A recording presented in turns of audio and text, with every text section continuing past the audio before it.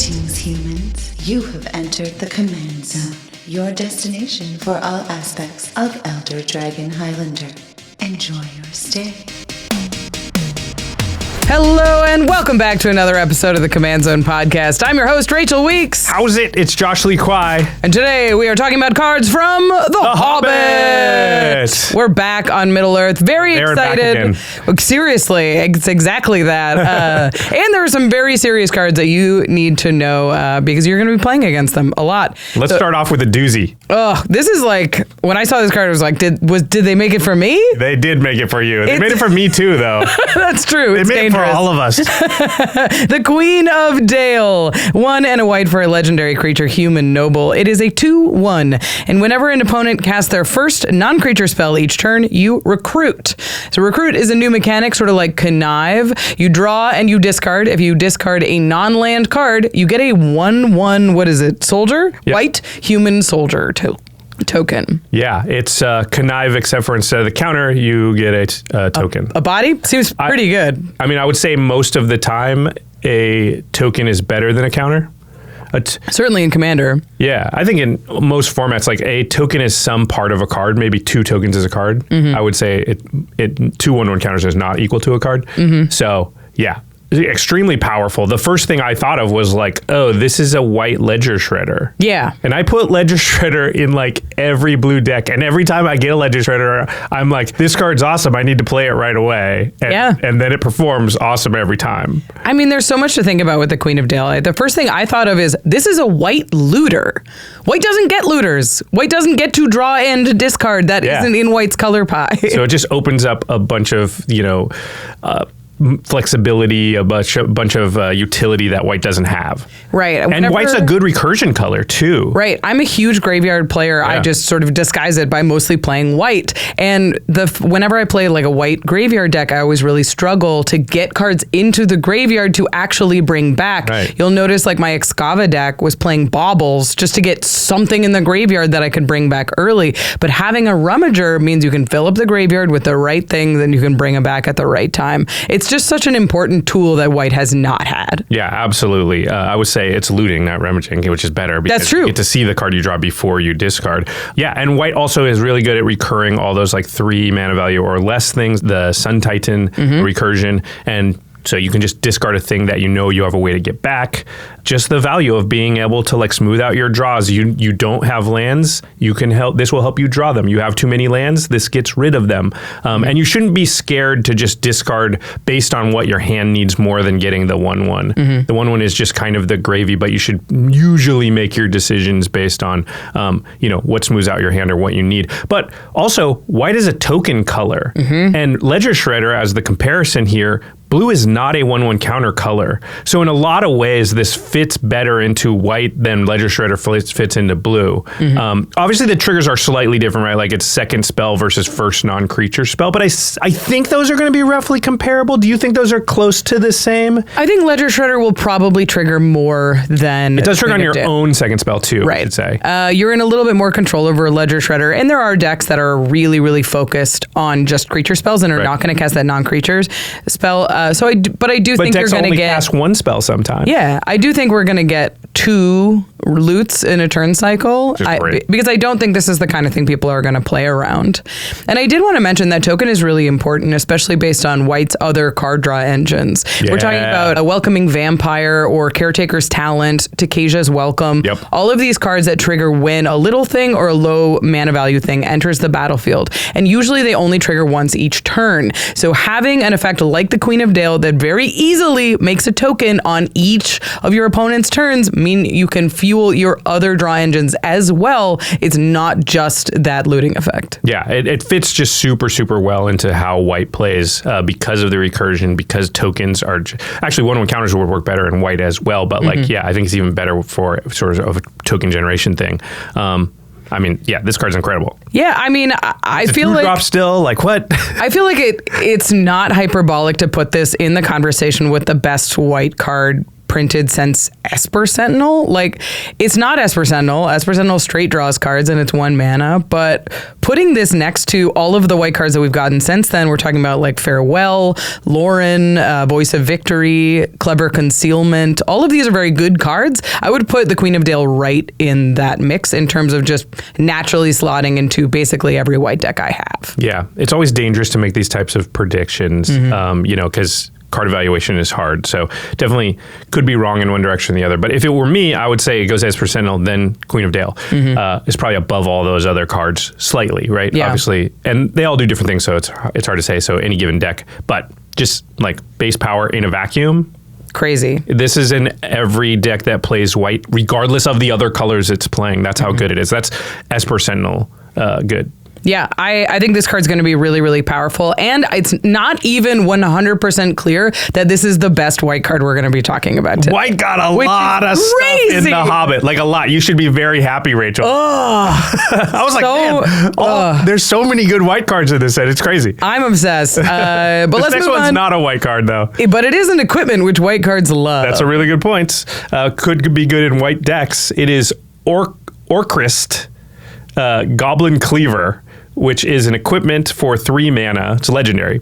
It says equipped creature gets +2/+2 and has trample. And then it says whenever equipped creature deals combat damage to a player, choose a creature type. Create a treasure token for each creature you control of that type. And it has equip for 3. So you hit somebody with this, you name goblins, you happen to have 3 goblins, you make 3 treasures. Yeah. I mean, that's pretty good. Yeah. There's a lot of things to like about this card. I think the first comp that I got to was the Reaver Cleaver, which makes treasures equal to the amount of damage dealt to the player. Or Planeswalker. Yeah. Orcrist cares about the number of creatures that share a type, obviously, but this is a great combination of words. +2/+2 is a huge boost. Trample is a huge boost, and it cares about the number of bodies you want, which makes sense in a deck that can play equipment effectively. You're going to have a lot of creatures.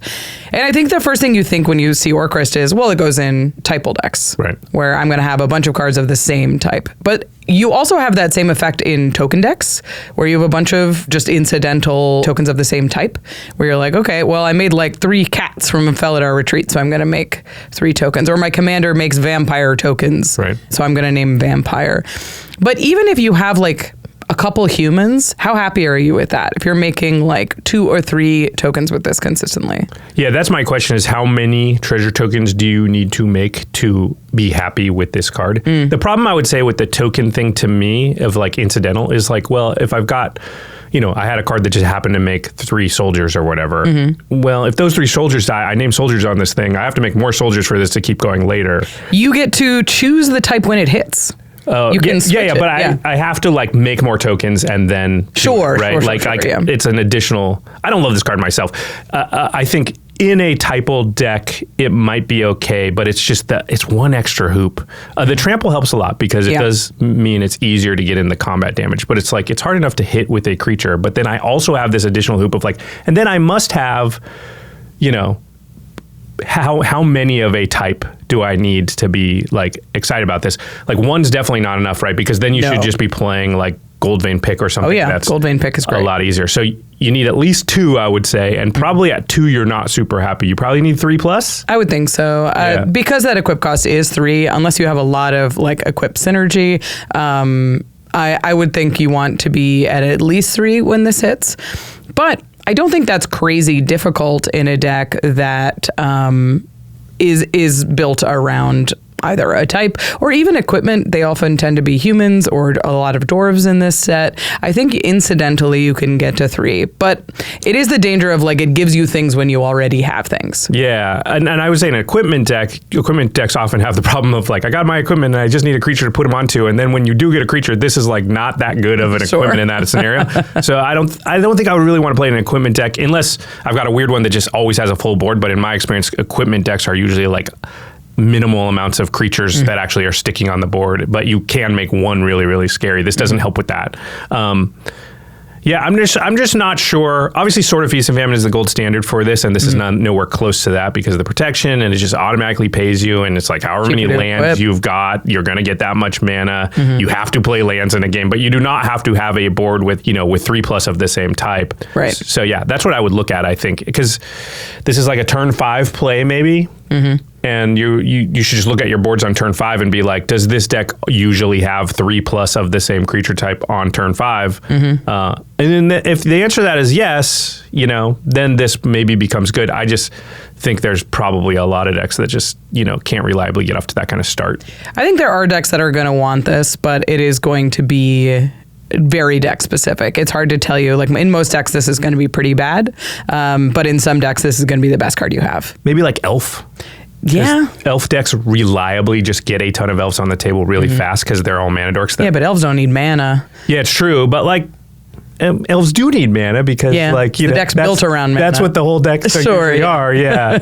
But yeah, you're right. It's maybe less helpful in an elf deck than it is in, say, a goblin deck or something, but a goblin deck might take a little bit longer to get to the amount.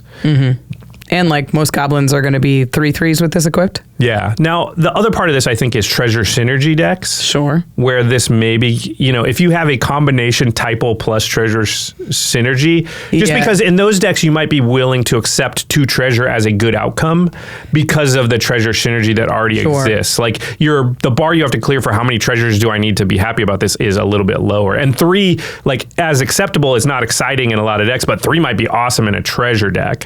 So if your treasure deck has enough typal stuff where, again, you look down, and maybe you can even say turn 6 or something and you usually have 3, then maybe you're okay there. Yeah. It's going to be interesting to see where this pops up. I'm sure I'm going to see it make a ton of treasures, and I'm also going to see it make 1.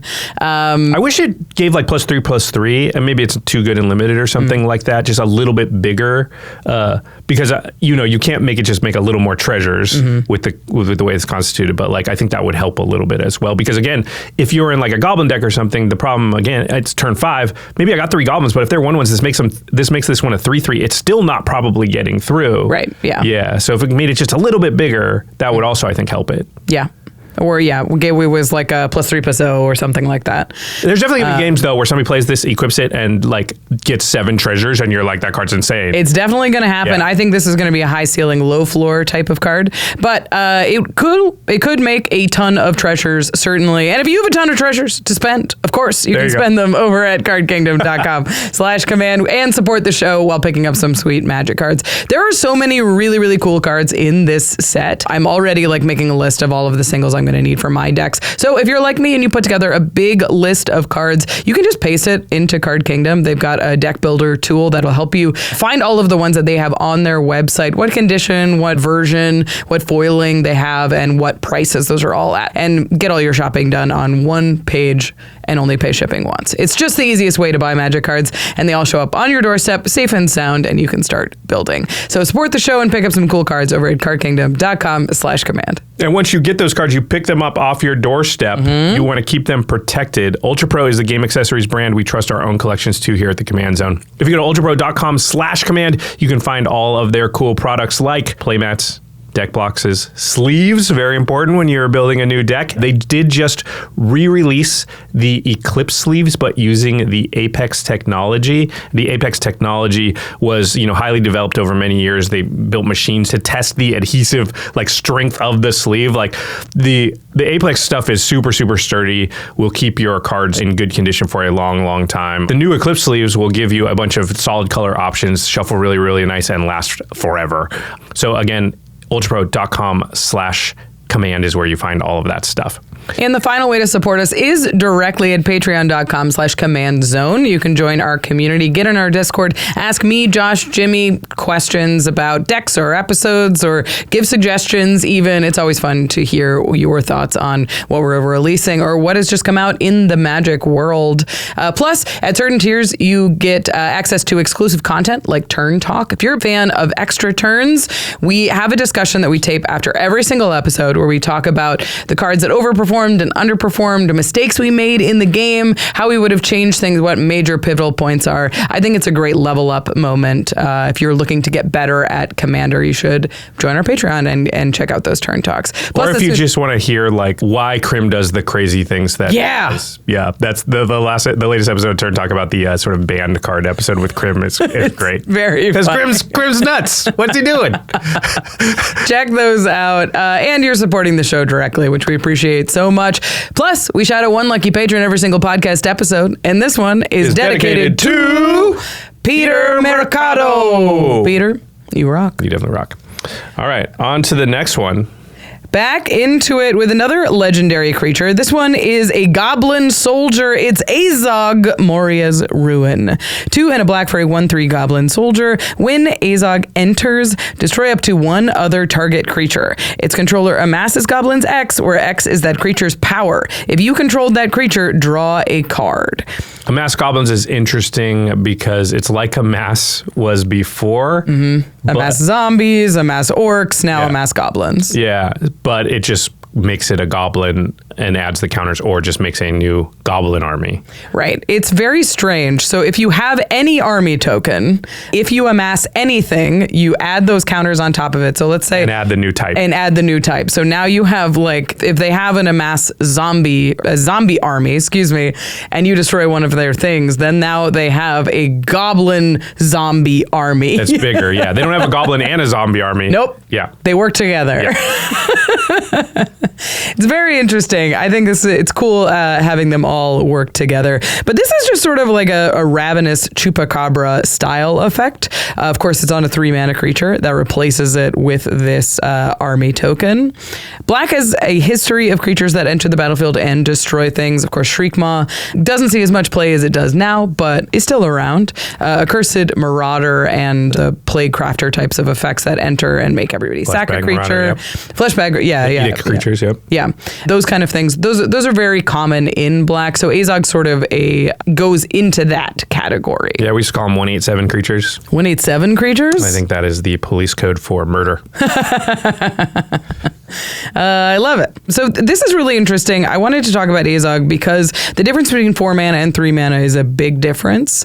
And 4 mana, of course, Ravenous Chupacabra, who's sort of the go-to murder creature, I think.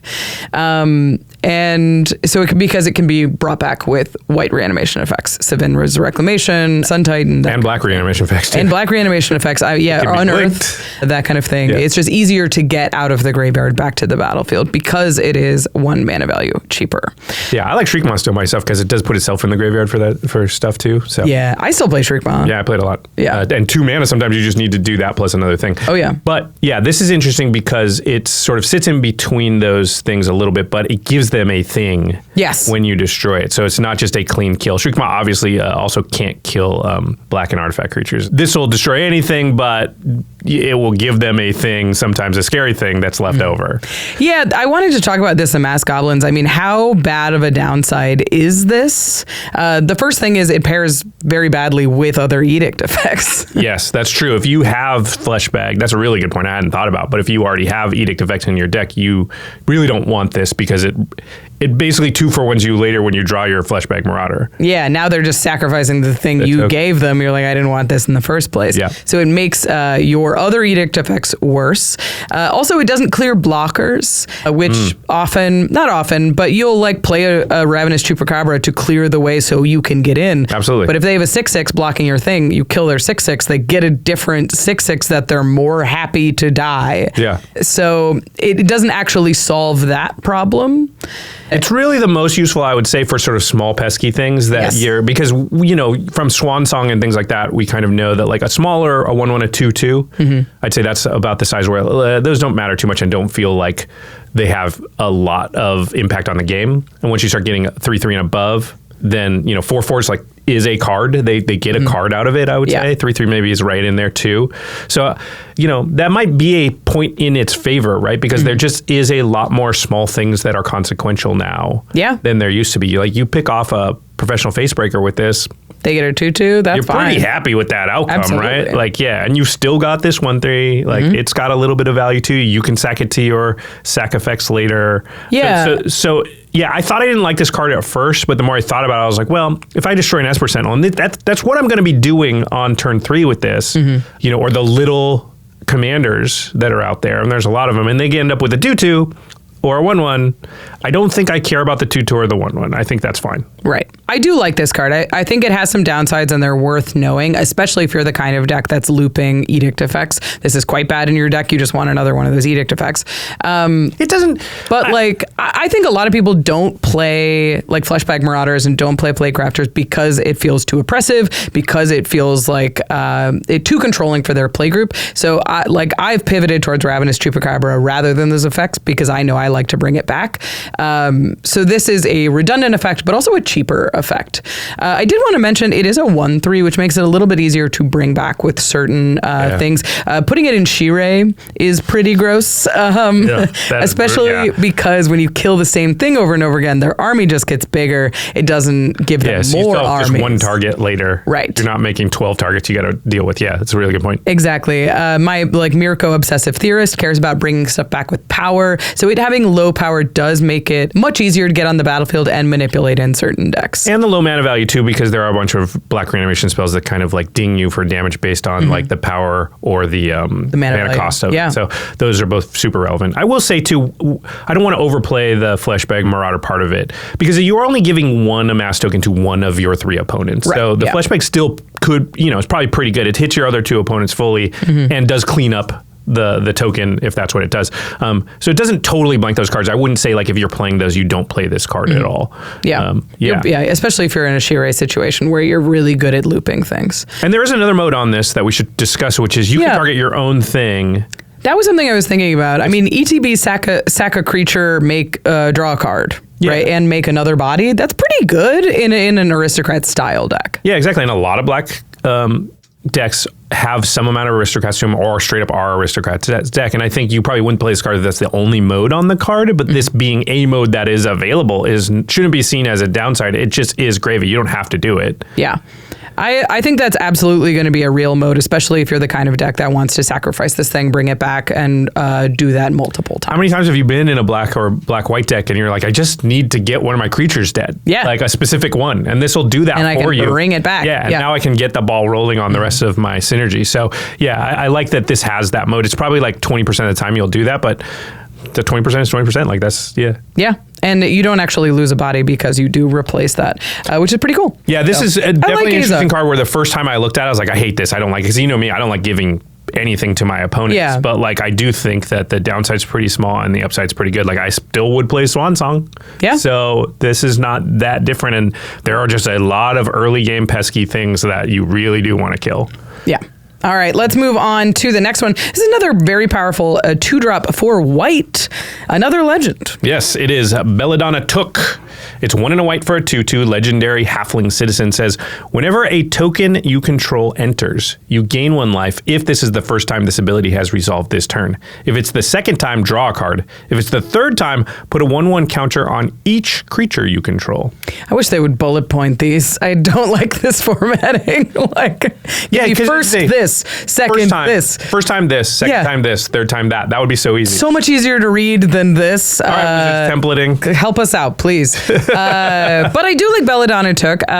This is a 2 mana 2/2. It's a legend, which it makes it easier to tutor up in white. Yep. Because that's something that white's good at. It's card draw that cares about any kind of token. I think that's the big thing to notice about Belladonna is it doesn't care just about creature tokens. So this is if you make 2 food tokens in a turn, you draw a card. If you make 2 treasure tokens in a turn, you draw a card. If you make 2 soldier tokens, you draw a card, and you gain that 1 life. It reminds me a little bit of Rumor Gatherer, which is a card I have played in a lot of white decks, especially in ones that are not super powerful. Like if I'm not running my Esper Sentinels and like premium draw abilities, Rumor Gatherer gets in there and is quite good. Yeah, I've run Rumor Gatherer a little bit, and I'd say that I'm like mid on it. Sure, yeah. Yeah, it's like, Scry Draw is not bad. Okay, it is harder to draw off it than you would like. Like almost every time you've got it, you're like jumping through a bunch of hoops to draw, an extra card card every other turn rotation or something. Sure, yeah. Like it's just not that. Yeah. So it's harder to do that than you think. I would say that like if you've got a food or a treasure deck and it is normally like often making 2 treasures in the same turn, then this is maybe playable. But the 1/1 counters on each creature you control really tells me that you kind of want to be making multiple tokens at the same like creature tokens at the same time, because you just don't have access to the third mode. That is the interesting thing about this card is I think it's most powerful in ones that are making non-creature tokens because they're sort of the easiest to make. But then that third ability is very powerful and cares about having creature tokens. But making like two actual bodies a turn is a lot more difficult than making 2 food tokens. Yeah, but maybe it's fine if you're just like adding 3 counters with that last one. It's mostly there for the draw. I think based on Rumor Gatherer, this is like, it probably reads a little bit better than it's going to play. I think the only time this is really a slam dunk is when you're making tokens and you want the life gain somehow. So if there's a life gain synergy in your deck, you're gaining 1 life off it. Yeah, but it's like stuff that triggers off life gain. Sure, yeah. And you've got plenty of token creation or stuff that says, oh, if you've gained this much life, if you're running payoffs for life gain, triggers for life gain, then this becomes like slam dunk good. But like I think in most other places, it's going to be kind of mid. It's like it won't be embarrassing. It's better than that it's at 2 mana than 3 on the Rumor Gatherer, but. This is sort of the rich get richer, but if you have an Academy manufacturer, this you triggers all 3 every single time on each turn that you make it. Yeah, but if you have an Academy manufacturer, I think you're good. Like, you have an Academy manufacturer and you're able to make a token or 2, then like I think you're in good shape. Yeah, my point was basically that this is very good with doublers. So in the decks that like tokens and play all of the token doublers, this card is going to go absolute ham.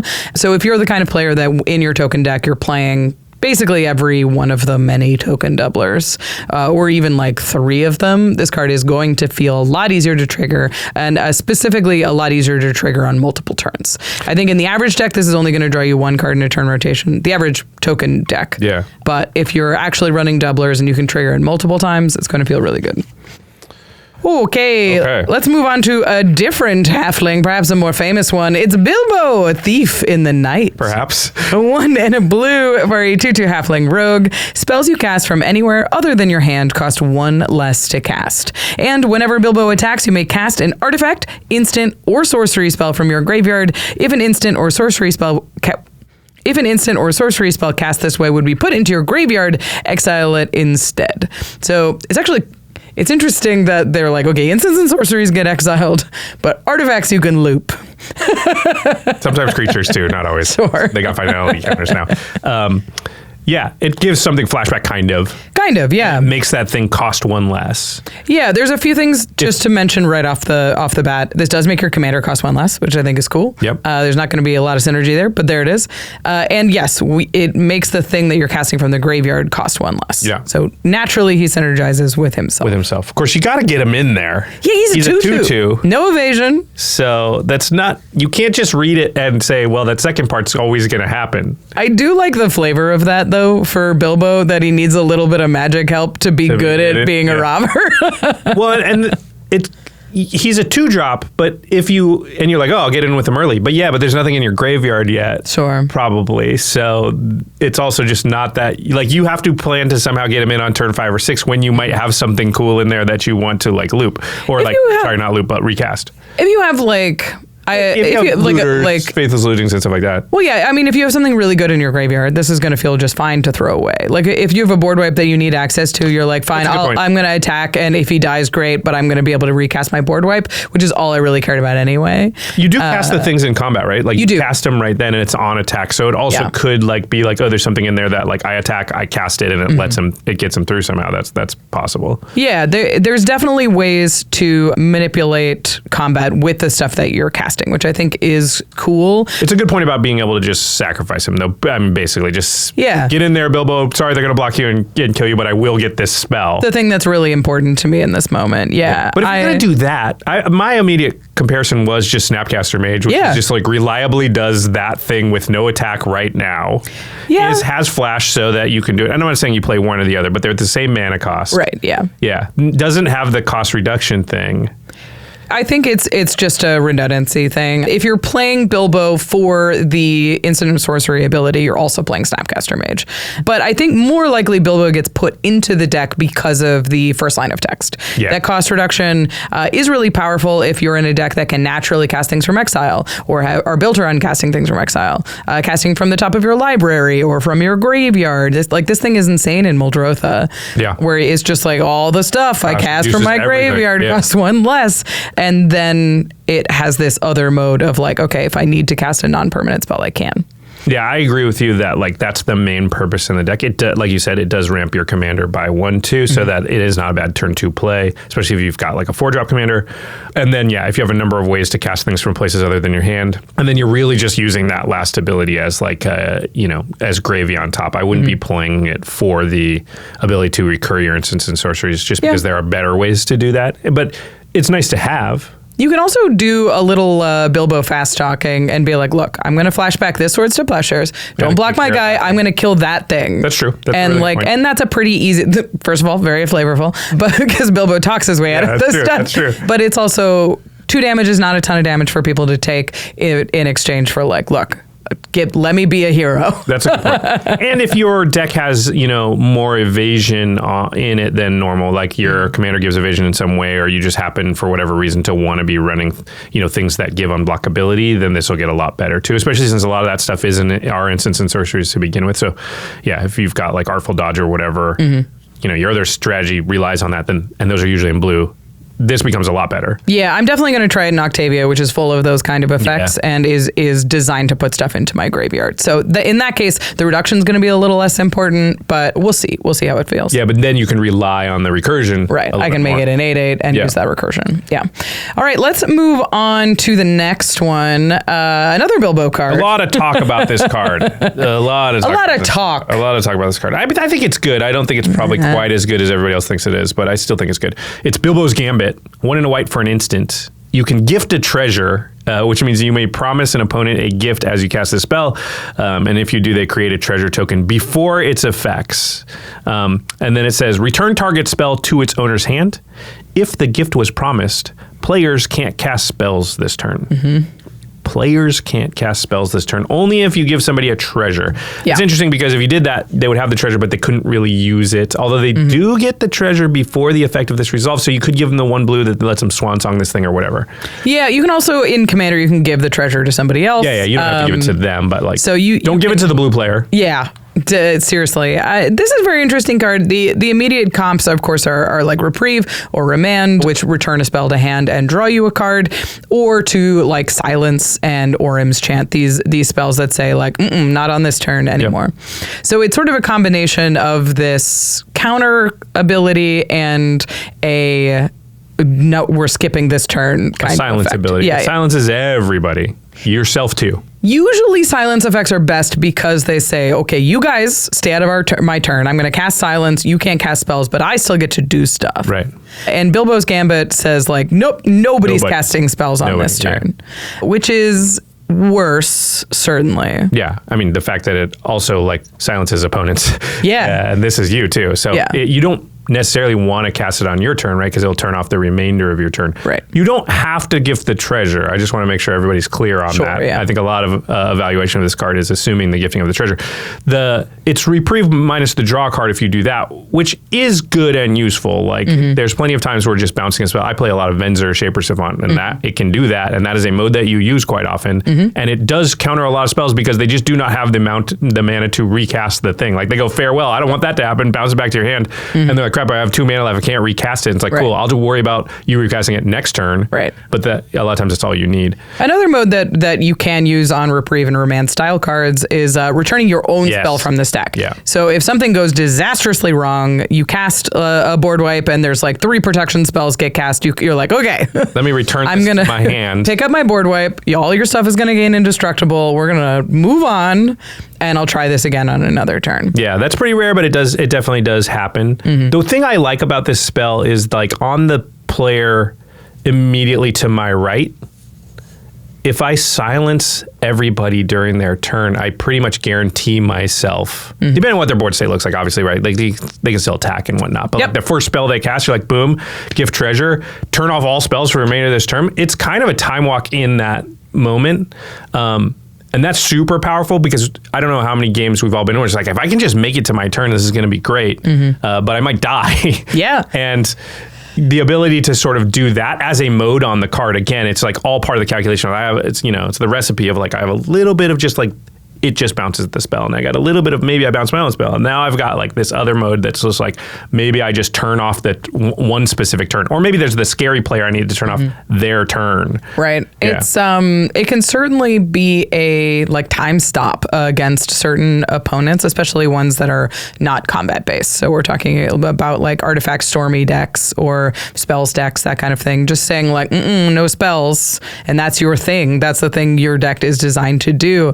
This is going to be a huge problem. And a lot of times when you've got mana open, they will kind of put out something just to see what you've got, make you like, see what's going to happen, and then make their following moves. And if this is the thing that happens, it's like, oh, crap. Now all the rest of my stuff can't happen. They can cast instant still on top of this with it on the stack. Yeah. So you got to be aware of that. But one thing you're really good at, and I think I'm good at, is understanding the points in the game where like there's like these, this is going to be an important turn and I need to have something ready. Yeah. And this is a thing that like throws a wrench in all the calculuses that like people have to watch out for. And I love cards like this where it's like, I don't know what answer they've got, but they're going to have something. And there's all these different angles it could be from. This is now a new one that like, man, if they got, a blue and a white open, you got to be like, okay, so there's so many different things they could do here, and if one of them is like turn off everybody's ability to cast spells for the rest of this turn, what does that look like? You can't really play around it. I mean, thinking about it in the context of the like turn order episode that we just talked about,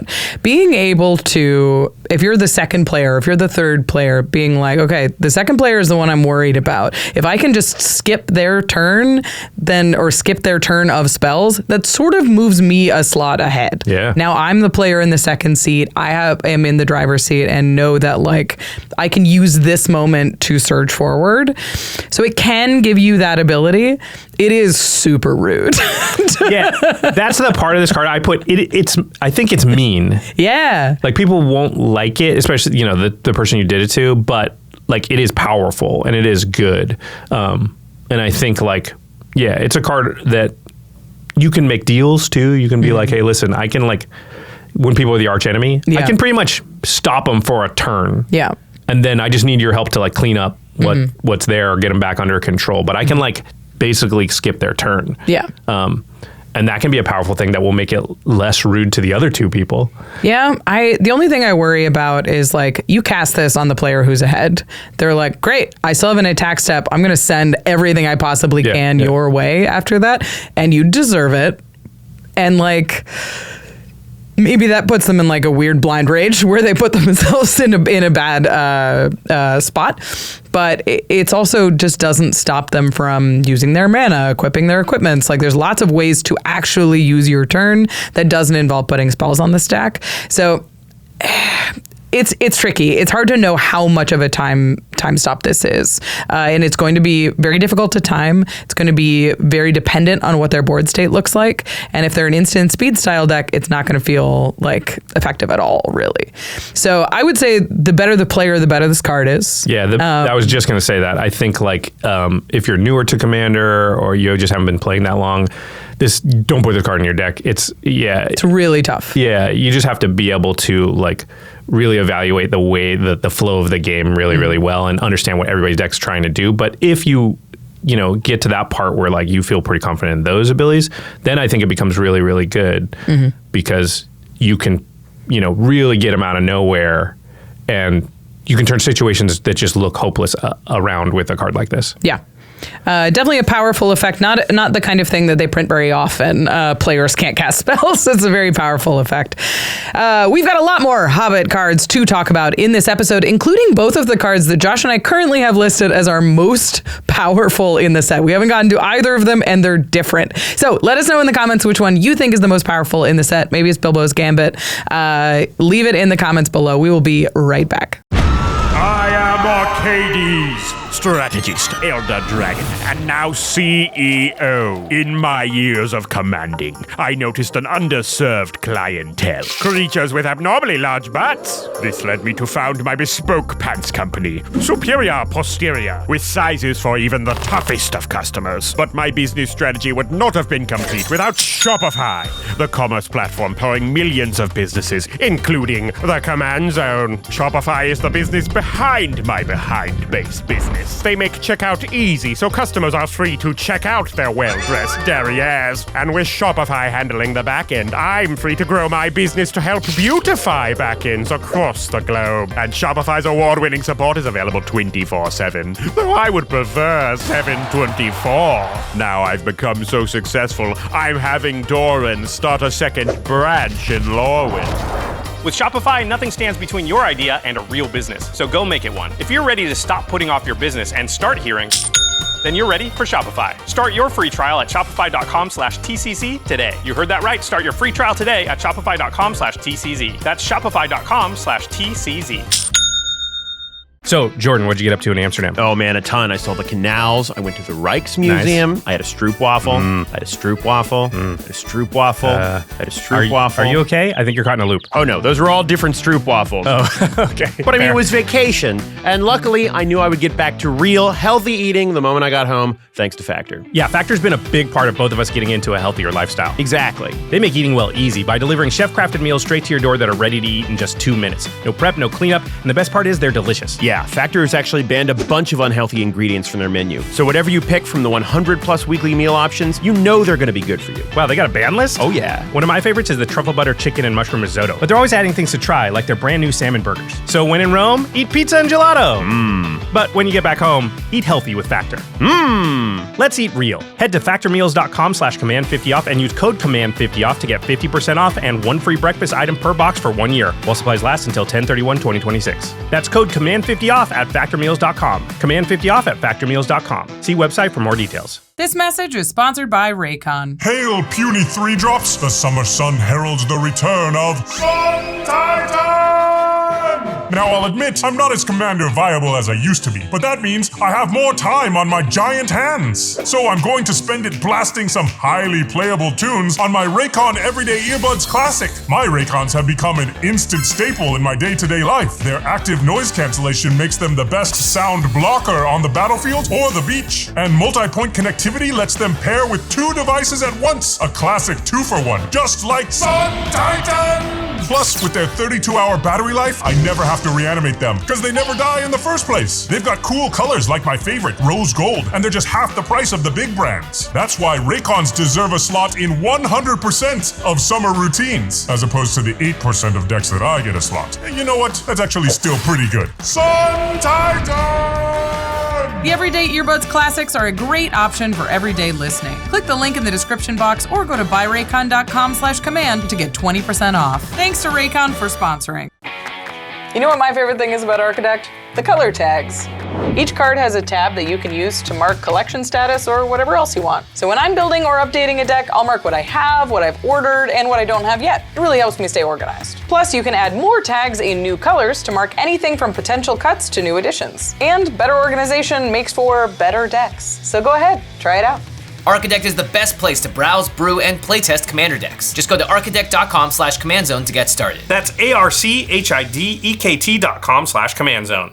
Welcome back. Go ahead. Definitely practice that. Welcome back. We are talking about the cards that go in the 99 from The Hobbit. And next up, we have not a white card. Oh, this is a green one. Yeah, we got a green one. This is a cool one. It's cool. Yeah, it is Dancing from Dark to Dawn. It's 3 green for an enchantment. It has a bunch of cute bears dancing around a fire on it. Whenever you cast a creature spell, put X/1/1 counters on target creature you control, where X is that spell's mana value. And then it has landfall. Whenever a land you control enters, create a 2/2 green bear creature token. Talk about Bear Force 1. Now this is a Zendikar's Royal. Yeah. Yeah, it's crazy. We used to get enchantments that were 5 mana that just did the second part. Yep. Didn't do the first part at all. And now that's like an uncommon draft archetype type of spell. So this is the rare version of that. Landfall Make a 2/2 is a playable effect that we play in various styles of deck. But Dancing from Dark Till Dawn is like, okay, it is also a clock. Yeah. 2/2s are like, I can defend myself until I play an overrun. This is like, no, someone's dying. Yeah, you just cast any creature spells and start making stuff big. It's a very Rachel card. This card played way better than I thought it would. I got to play this on game nights, and it was just one of those cards that I was like, it'll be fine and fun. It'll make bears and be a good time.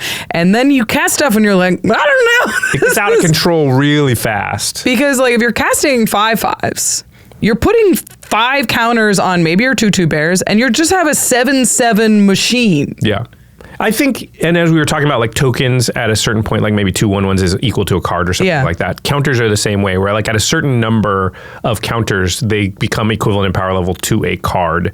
And I think it's somewhere around 4 or 5 probably. And it's just like, well, you have 5 mana when you cast this, so you're going to be able to cast at least 5 mana worth of, ideally creatures on the next turn, so you just get that extra card's worth of value off the next play that you make. And that's just on the back of it, right? Like you still get the creature you cast. Yeah. I mean, I was sort of surprised at the number of decks that I think this goes in, because you're like, oh, it's a landfall card or it's a +1 counters card. And then you're like, it's also sort of like a big mana card. Like if you're casting super expensive stuff like Hydras or Eldrazi's, you can put a ton of counters on stuff out of nowhere. And it's really good with even Power Matters style decks where you're just trying to sack stuff for value. Like this card is insane with Greater Good, where you're just like, okay, I make a 2/2, I cast a 4-drop, this is a 6/6, I sack it, I draw 6, discard 3. And it's like something you spent Attack first, probably, but yeah. Yeah, probably attack with your 6/6, fine. It's really good with Terra Symbiosis. Oh, yeah. Everything's good with Terra Symbiosis. Yeah, but like, whoa, you cast a 4/4, you draw 4 cards and put 4 counters. Pretty good. Sweet. Pretty good. Yeah, I was impressed by this card. Yeah, and the fact that it makes the 2/2, I think, to give you a creature to put counters on, and the fact that you can be like, play this, crack a fetch, get 2 2/2s right away, like it mitigates a lot of the downsides. It's not exactly a do nothing, right? Because if you can get that 2/2 right away, that is enough to just be like, now I got a blocker, I'm not going to die from playing this, and then next turn it will immediately pay me back enough to have made this sort of quote unquote do nothing part of it worth it. Right. And then everything past that is just like complete gravy. Yeah. And it's just like, oh, well, now this becomes a thing that just adds 5 to 8 power to my board or more every single turn. Probably more because you get a 2/2 as well. Yeah. Yeah. I mean, 2/2s are way bigger than 1/1s in terms of blocking. Yeah, I mean, Felidar Retreat is a card I play a ton, and you can just kind of put in decks even if you don't have particular landfall synergy or particular +1/+1 counter synergy. And it's very similar to this card when you kind of look at it, right? It makes 2/2s and it puts counters on stuff. It's a very good comp, and it's in green. So the fact that and white's not a landfall color where green is. So yeah, exactly. Yeah, I didn't think about it as a Felidar Retreat comparison, and that explains why it feels so good. Yeah, and never mind if you got a flyer, a trampler. Like 1/1 counters are not all created equal, right? If you have a lifelinker, then all of a sudden they can become better on certain creatures. So you get to choose where all those counters go. You put it on the thing where the counters are the most impactful. It's a good double striker or something. Like all of a sudden, like it matters.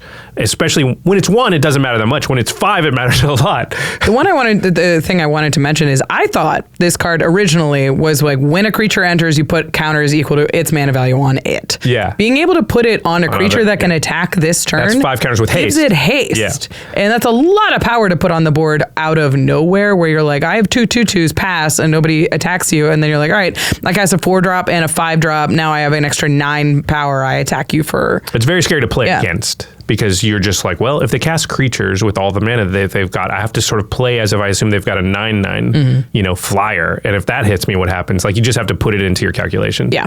Really impressive card, honestly. Very excited to put in some decks. That's one that actually plays better than it reads. It does, yes. We like those. All right. The next one is a big red card. It's a Desert Wereworm. 4 red for a 0/5 dragon worm. Sure. This creature gets +2/+0 for each mountain you control. And whenever you attack with creatures that total power 12 or greater for the first time each turn, untap all attacking creatures after this phase. There is an additional combat phase. Okay. So this is a 6 mana 0/5 that if you have 3 mountains, it's a 6/5. If you have 4 mountains, it's an 8/5. It's going to have a really high power. Yeah. But the big thing is whenever you attack with creatures with total power 12, So you can get an extra combat right away. Yeah, this doesn't have to attack if you cast it, or sorry, if you play it, and then you already have 12 power with the stuff that's ready to attack. You could get the extra combat right now. Right. It's comparable to stuff like Aurelia the War Leader or Karlach Fury of Avernus. These are cards that you can play and get the extra combat the turn that they come down. Yeah. Really, because it is haste. I wouldn't say it's comparable, because having 12 power is a hurdle. 12 is a lot. Yeah. 12 is a lot. The Wereworm helps you with that because it comes with a lot of power, but obviously... But it can't be attacking on the turn you play unless you give it haste in some way. Yeah, Morag is another sort of comp. That can like give you the combat the turn it comes down without it having to have haste. Yeah. But we are pretty used to these effects having to attack to get the extra combat. I think Scourge of the Throne or the cheaper ones like Combat Celebrant or Fear of Missing Out are both, we'll give it to you, but they have to attack. Yeah, you got to give them haste in some way. Generally, you try to set up the haste to kind of not telegraph this play too much. Yeah, I don't love this one. I just think there are a few too many hurdles. Obviously, Morag's the best of them because landfall is just so much easier to do. Aurelia is really good, but because of the casting cost, it's really prohibitive. But if Aurelia was like this casting cost, it would be insane. Yeah, I just think it's like, okay, so you got to play this. You got to have 12 power already in play. So it's two 5/5s and a 2/2. Or let's say in a modest scenario, maybe you have to be able to give it haste and have 4 other power. Sure, yeah. Yeah, hopefully it's got about 8. I think it's reasonable to expect that you have 3 mountains if you've cast this Okay, well then you need 6 other power plus this. I mean, it is harder to do than a lot of the other things that do this that just say, no, nothing else, just give it haste and you're good. Yeah, I think the dream is just harder to achieve here. Yeah, it's very interesting. I mean, the fact that it's a dragon, I think, is the most powerful part about it. Dragon decks are really good at giving haste. They're really good at making copies. They're really good at coming in cheaper. Dragons are just really good. So the fact that there's an extra combat on a dragon, it goes next. I think it's probably better than Scourge of the Throne, which in my head has sort of been... I haven't seen a Scourge of the Throne in many years. Yes, so I think this sort of goes into that slot where I would put it in Typal decks. Or I would put it in with haste dragons decks. is there are so many good dragons that what dragon do you cut to put this card in? Because I think it's probably just like going to miss too often for it to really be worth a slot over all the other dragons that are so good, have enters the battlefield, you know what they're going to do. Sure, yeah. And this is like dragons can kill you before. Because another thing that can happen is you play this, you've got 12 power, they go, cool, kill one of those. And then you're like, crap. Yeah. Yeah, so I don't know. Yeah, it's tricky, but... we'll see. It's another one of those. Hopefully it'll be a more budget option because these do tend to get expensive. Ooh, a land. Yeah, the next one is a land. It is Dragon Cursed Halls. Speaking of dragons. You can tap it for a colorless or diamond mana. It also has a second ability, which is you pay 1 and tap it. And it says, until end of turn, target creature gains. Whenever this creature deals combat damage to a player, create a treasure token. So cheap to activate.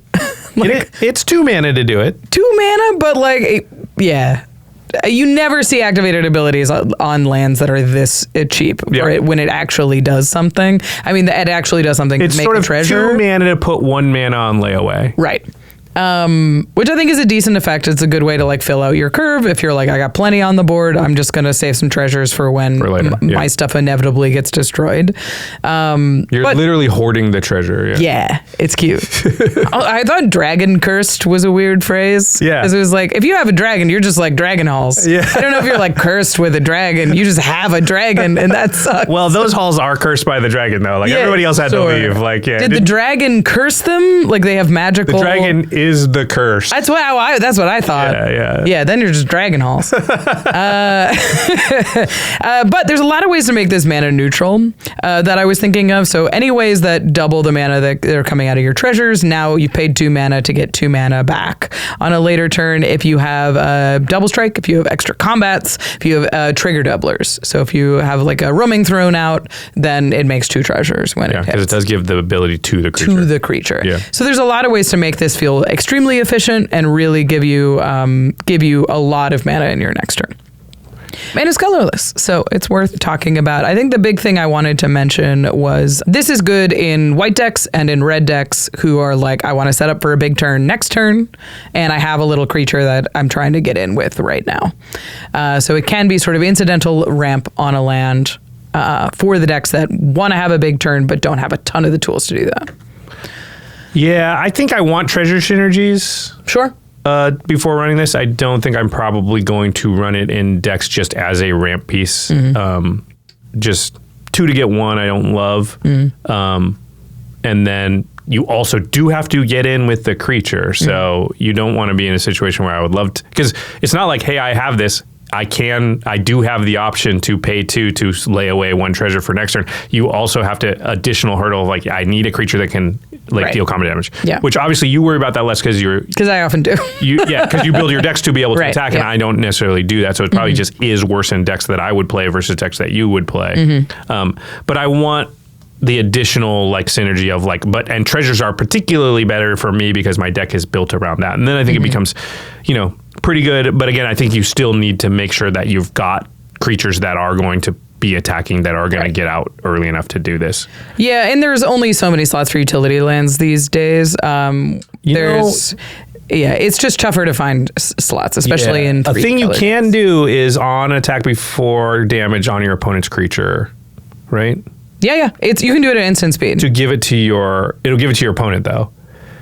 Until end of turn, target creature gains. Yeah, that's cool. So whenever it gets great, it gives it to your opponent. Yeah, it's kind of interesting. That's probably like very fringe, but you know, we've all been in those games where somebody's a little behind on mana and you can get a little bit of goodwill of like, hey, I can give you a mana here. Yeah.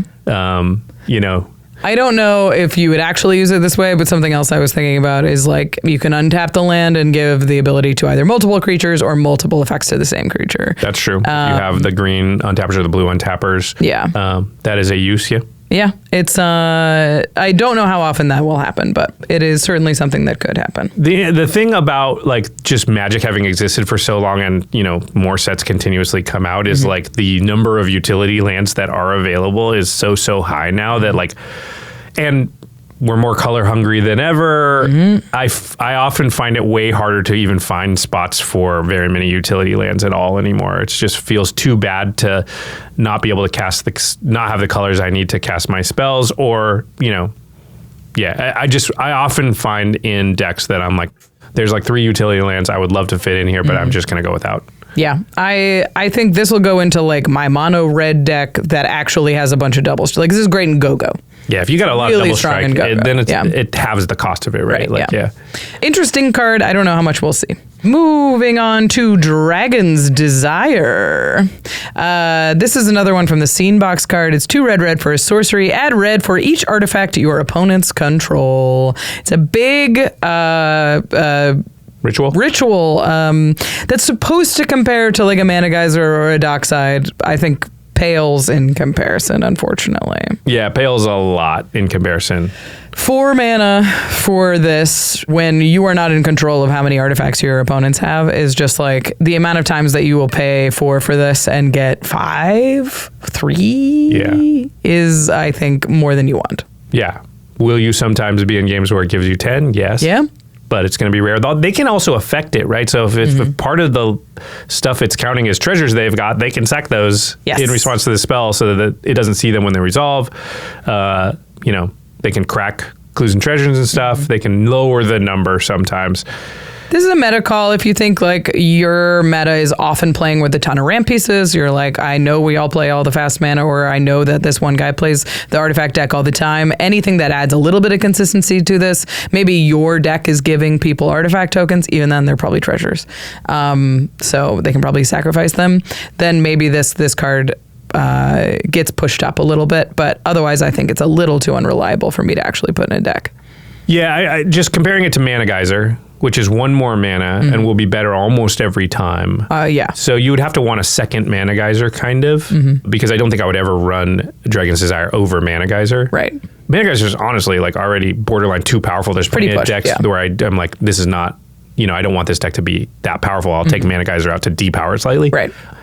So, but Dragon's Desire is going to be so all over the place in like what you get for it, because there'll definitely be games where you're staring at it being like, I'm going to get 4 mana back for casting it, or less. Yeah, it's 4 mana, discard a card. Literal dead card in my hand sometimes. So the only thing I thought that was kind of funny with this is Mycosynth Lattice. Okay. You turn everything, all permanents into artifacts, then you cast Dragon's Desire, and it's sort of like a 6+4, 10 mana make a million mana ritual. Okay. That's cool. All right, that's cool. That's cool. So maybe if you're a Mycosynth Lattice deck for some reason. I've seen decks that their entire goal starts with get Mycosynth Lattice out too. So like if that's your deck, then all of a sudden this becomes really cool. Yeah, this becomes good. Yeah. So, but that's a little Christmas land. Probably not playing a lot of Dragon's Desire.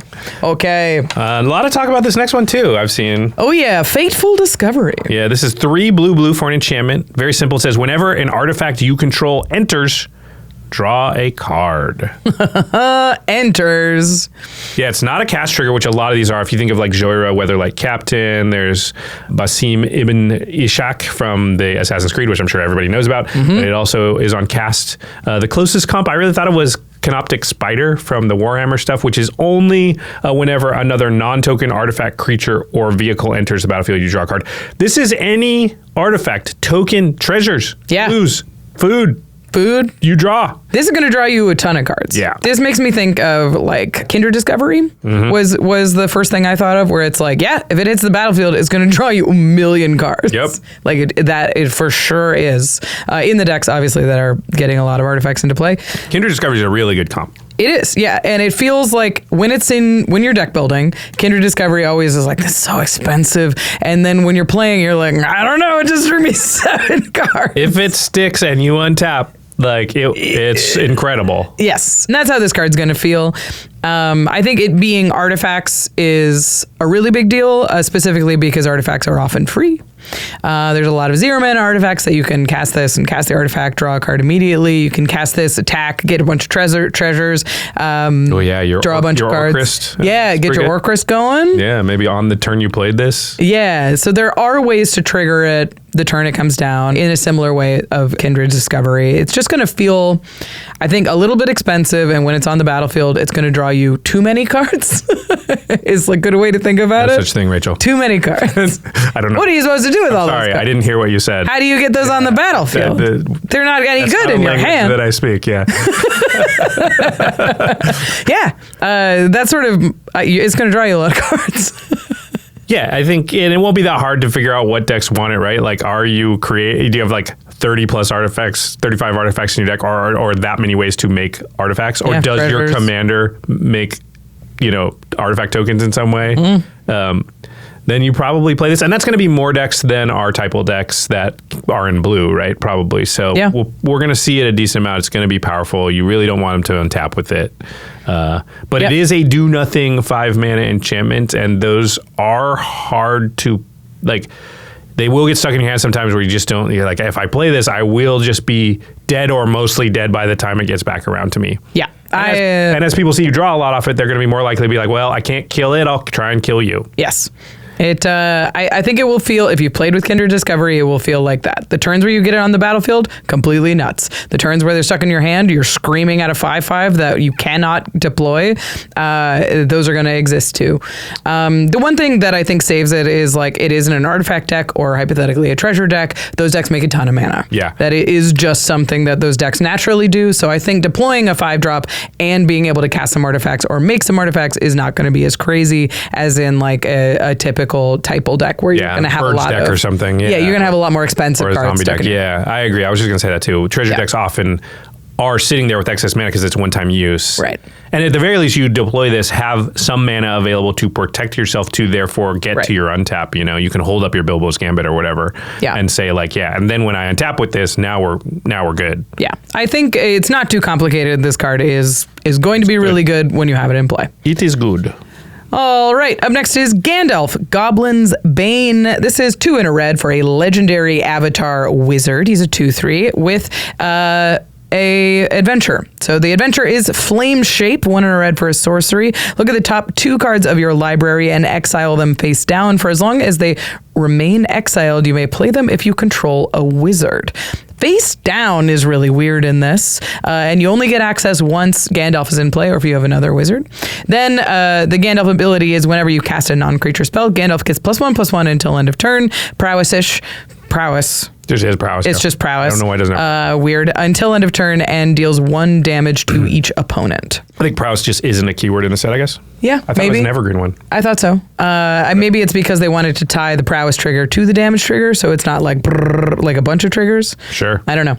But whenever you cast a non-creature spell, it gets bigger and it deals 1 damage to each opponent. Yeah, it has the Gutter Snipe ability. Well, halved. Halved. Yeah, it's a Firebrand Archer. It's an Erebor Flamesmith. With prowess. We have these and we play these. The going rate for this is typically 2 mana. Right.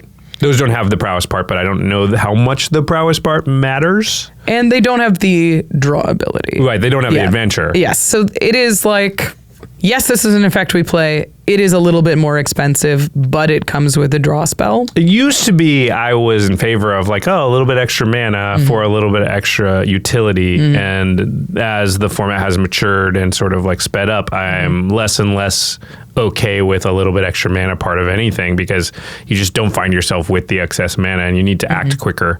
Especially in these sort of stormy decks that are trying to like deploy one of these Firebrand Archer effects and then cast a bunch of spells on top of that. Having 1 extra mana is going to feel a little awkward. Yeah, these decks particularly that like care about that 1 damage when you cast, like they want to string together a bunch of spells. Usually like mana cost of things is pretty important there. Right. Yeah, I would say to me like the wizard part of the what's the flame shape of the adventure spell, flame shape, is important, and I think like you can't be just relying on the Gandalf part of this to give you the wizard you need. Then it becomes like a legitimate draw spell because you have other wizards. Hopefully, right? Like if your commander's a wizard and you have a decent amount of other wizards in your deck, this becomes more viable. But I think if that's not the case, then like you don't even think about this card, and you want to be spell slingery, obviously, because you wouldn't. If you wouldn't put a Firebrand Archer or a Gutter Snipe in the deck, then you probably don't play this at all. You're probably not playing that. Yeah, I think the interesting thing about this card is you look at Gandalf and you're like, I'm kind of here for Flame Shape. Just like a 2 mana draw 2 that like if I have my commander who's a wizard, I can cast these cards is pretty good. And if I end up casting Gandalf later, sure. Right. But and that is an effect you want and you might look for a place for it. But yeah, the 2 mana kind of draw, does it only... You draw 2? Yeah. Look at the top 2 of your library and exile them face down. I also like that they're face down. Red usually exiles them face up. Yeah. So they don't see a blasphemous act and go like, well, freak out. Yeah, like having a counterspell face down is a big deal. Yeah. Just being able to cast this, have 2 cards and be like, those are in my hand and I can cast them like when I play my commander next turn is nice and fits well with these kind of stormy decks that want to like stockpile cards and for the big turn. Paying 2 to draw 2 is a good rate. It's a good rate. So that's the good rate part of this card. Right. So you just need to make sure that part of the card is working for you, absent the other part of the card. Yeah. And then if you meet that bar, then all of a sudden it might become, at least playable and decent because the pinging effect is a thing these decks want, and a lot of my decks play Firebrand Archer. So it's I think this is going to be a good card that you will eventually replace. Yeah. Like if this card costs me $7, I'm not buying it. But if I open one, it will probably find a spot in a deck. This card's not $7, is it? It's a mythic. It's a mythic Gandalf in the Hobbit set. I don't know what it costs right now. Gotta be like less than a couple of bucks. Otherwise, then you're Firebrand Archer is a quarter. Yeah, then you're just playing Ren's Resolve, and you're like, it's fine. It's fine. I'll be fine. Yeah. All right, let's move on to this next one. I like this next one better than I thought I was going to. Me too. It is Glamdring, Foe Hammer. 2 mana for a legendary artifact equipment. It does have an adventure side. The adventure is Gleam of Death, which is 3 and a blue for a sorcery. It says mill 6 cards, then put all instant and sorcery cards from among them into your hand. Yep. And then the equipment part is instant and sorcery spells you cast cost X less to cast, where X is the equipped creature's power, and it has equip for 2. Yeah, I always think it's weird when a sword goes on an adventure. What's he doing out there all by himself? The sword. Yeah. It's a really good point. It's weird. The flavor's weird. But let's talk about the adventure spell first. Let's talk about Gleam of Death. So this is mill 6. You get all instants and sorceries to your hand. The rest go to the bin. A couple things to like there. Filling up the graveyard is better than going on the bottom of your library. Yep. And, this is 4 mana, draw you 2 or 3 cards. Yeah. Yeah. I mean, if you have a lot of spells in your deck, you have to have, You put 40. I put 40. 40 is on the high side. Yeah. And you're like, if you play 40, it's 85% to hit 2 or more. So you're like, definitely okay, because I have to hit 2. If I spend 4 mana and I don't get 2, this is devastating. Yeah.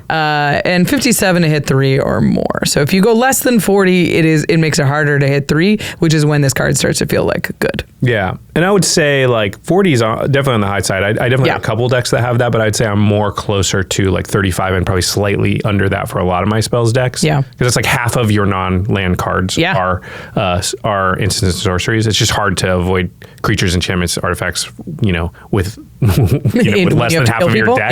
Yeah. So yeah, but that's okay. You're still probably in the 80 or 75% range to get 2. I'm just guessing, not doing the math. But the other side, and I know I like what you said. Mill is important just for the mill part. Like all the time, I'm sure you're the same. I'm building decks and I'm like, I just need cards. Like we still play Stitcher Supplier, right? Like I just need cards to put a lot of things into the bin. It shocks me how much I like Stitcher Supplier. Yeah. Always. Every time I play it, I'm like, God, I love this little guy. Just go to, and every time I'm like, is this still good? And you look around and you're like, yep, it's still just more efficient than all the other ways to do this. So that as like sort of gravy in a deck, and blue's often one of the colors that really wants stuff in the graveyard. Fine. But the reason I like this better than I thought is because, there's been a lot of these cares about instants and sorceries equipments, and like none of them are good. Like the other Glamdring is not very good. Yeah. But this one, reducing the cost of the stuff, and you don't have to get in on a creature that big for it to be pretty impactful. Like, I think even like a 3-power creature, it's pretty nuts, right? Because if all your instants and sorceries cost 3 less, that's a ton. You pay 2, equip for 2. If you can take advantage right there of the 3 discount, you really paid 1 to get this out, and then from now on, obviously you can kill it or whatever, but everything costing 3 less. Yeah, not everything. It's a sorcery, but you know what I'm saying. Like that is a lot. Like that is a big. Think about like a lot of goals of artifact decks are just get like 3 Ethereum sculptors out and then just go nuts. This card does that by itself. You get to the go nuts part like a little bit easier, I guess. Yeah, I mean, I was just thinking about this with prowess. The math makes me want to die. But because you're like, okay, if I cast a 3-minute spell, it'll make it 1 bigger, and then all my stuff will cost 3 less, and I'll cast that, it'll make it 1 bigger. And then it's gonna be like, look, this is where we go to lunch and we come back. And we're like, what are you doing? I don't know. A lot, definitely. I know I start with this one. Definitely a lot. This is sweet. It's a huge reduction. I mean, we're talking about even a 2/2 is like if there's a spell that costs 4 mana and said instants and sorceries, you cost 2 less to cast this turn. And like we think about playing that, especially if it's 2 mana and then you level it up to 2. But for 2 later. That's just a really, really powerful effect. I think especially as we're talking about like Dragon's Approach cards love big reductions and you can equip it to a dragon. Nuts. We're talking about the like ooze, the Slime Against Humanity. Great in those decks. Yeah. It's going to make them cost just green, and you've got a built-in big thing. Those cost reducers are just really, really powerful, and especially in decks with high density of spells that cost more than 1, obviously. Yeah, I can just think of turns like off the top of my head. If you just have a 4/4 and you've got, on the turn where you have 6 mana, you just equip this to your 4/4 and then just hold up your Sublime Epiphany. Yeah. Like that's not that hard to, or your Mystic Confluence or like whatever, right? And now that's a great turn. You really only would be able to cast this Sublime Epiphany, right? Like with your 6 mana. You just got this free thing out and you have that's a thing that will protect the thing. And you can come up with a lot of scenarios like that where like you just have a big instant or sorcery and you just sequence it into this. And now even if they kill this or deal with it, you're not really behind. You got what you would have got anyway. And then in the situations where they don't deal with it, you're so far ahead when you untap. Yeah. That's really the situations you want to get in where like it's like anything past this point is gravy, and I guaranteed myself the meat of it. Expel decks was one I was thinking about. Yeah. Like this really snowballs in decks like Zimone, where Zimone's power already scales up, and you have these big cost reductions, these things to cost reduce. So good. That's crazy. So I think this card is really powerful. I think you'll be casting the Adventurous spell sometimes, mostly like if you don't have anything to do that turn. But maybe you don't have any creatures. But mostly what the Adventure spell is doing is just limiting this to blue decks. Yeah, but you sequence it that way, I think. Right. You don't put this out, put it on, hope you untap with it. Yeah. You just wait, and you're just like, I have to play this, equip it, and be ready with an instant or sorcery then. Yeah. Cool card. All right, we're going to move on to another one of the really powerful. This card's good. White 2-drops. Another white card. It's also 2 mana. Why are they all 2 mana? It's Gleaming Splendor. 1 and a white for an enchantment. Whenever an opponent draws their second card each turn, you create a treasure token. Then 2 and a white, 2 target players each draw a card. So this is Fairy Mastermind, but treasures on enchantment in white. Yep. It should have been red. Why is it white? It should have been red. Red needs it. Red needs this. Yeah, I don't know why this is not red. Could it easily fit in red? There's nothing about this I don't think that isn't red. Maybe I don't understand something about the color. But I guess the draw, both players Maybe draw. the draw ability? Both players take the draw ability off. Like, take the draw ability off and just give this to red. Yeah, you could come up with something. Each player gets to something. But whatever, yeah. Rummages. There you go. Each player rummages. Whatever it is. This is very good, though. Yeah. Yep. Because if you played with Fairy Mastermind, you already know how often it triggers. Mm-hmm. So do you just get a treasure every time that happens? Is that good? Yeah. It is. I think it's very easy to get 3 treasures off of this thing. Something that's worth noting is it's not draws their second card on their turn, it's draws a second card on each turn. So if somebody brainstorms on a turn that isn't theirs, they will get a treasure for this. So it's going to cause your opponents to like sequence in weird ways, and you're going to have to like, okay, I'm going to draw all my cards in this turn to avoid giving you a million treasures. It's Sometimes not Smothering Tide. They won't be able to avoid it. Yeah. It's not Smothering Tide. It's not Smothering Tide. But it also doesn't cost 4. It's 2 mana. Yeah. I actually think it's probably good it's not Smothering Tithes because you'll be able to play it and not be too powerful. Yeah, I mean... It's very powerful, but I don't think it's going to be game changer powerful, so I think that's actually nice because like you just put it in decks. I don't know. You play this on turn 2 instead of like a 2-mana rock.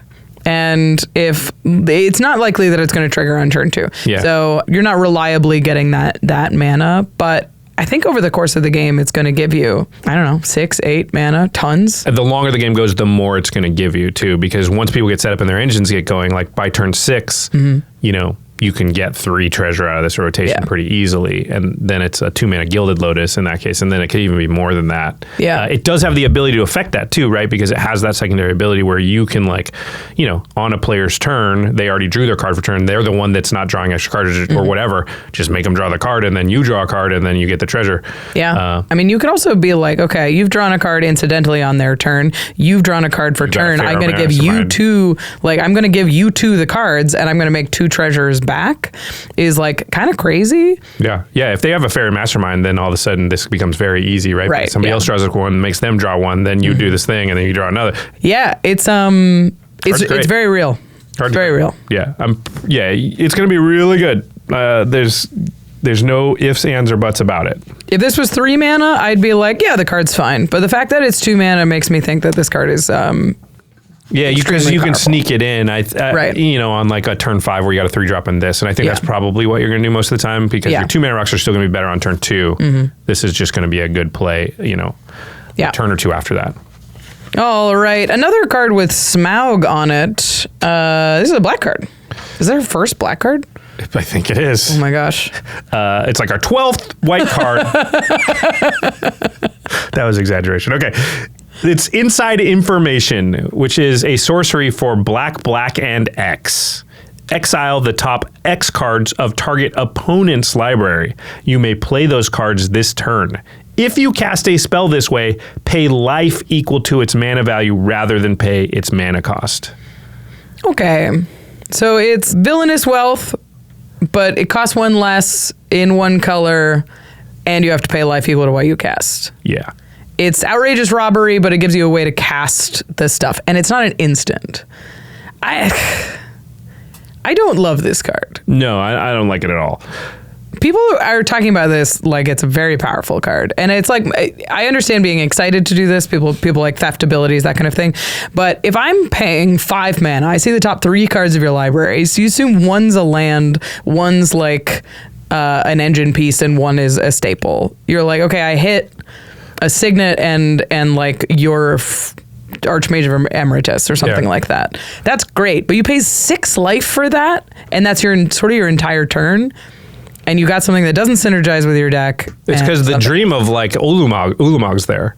Yeah, but you pay even paying 11 life for an Ulamog, you could die. You could just die. Well, you paid 5, so maybe you're doing it early enough, but you paid 5 mana. Five mana, sure. Do it on turn 4 or something. Yeah. And then all of a sudden you got an Ulamog in turn 4, and I think 11 life is probably worth it. But that's true. Yeah, that's the dream part of it. But I like your scenario as more likely, and most of the time, and you can hit 2 lands and unmana rock.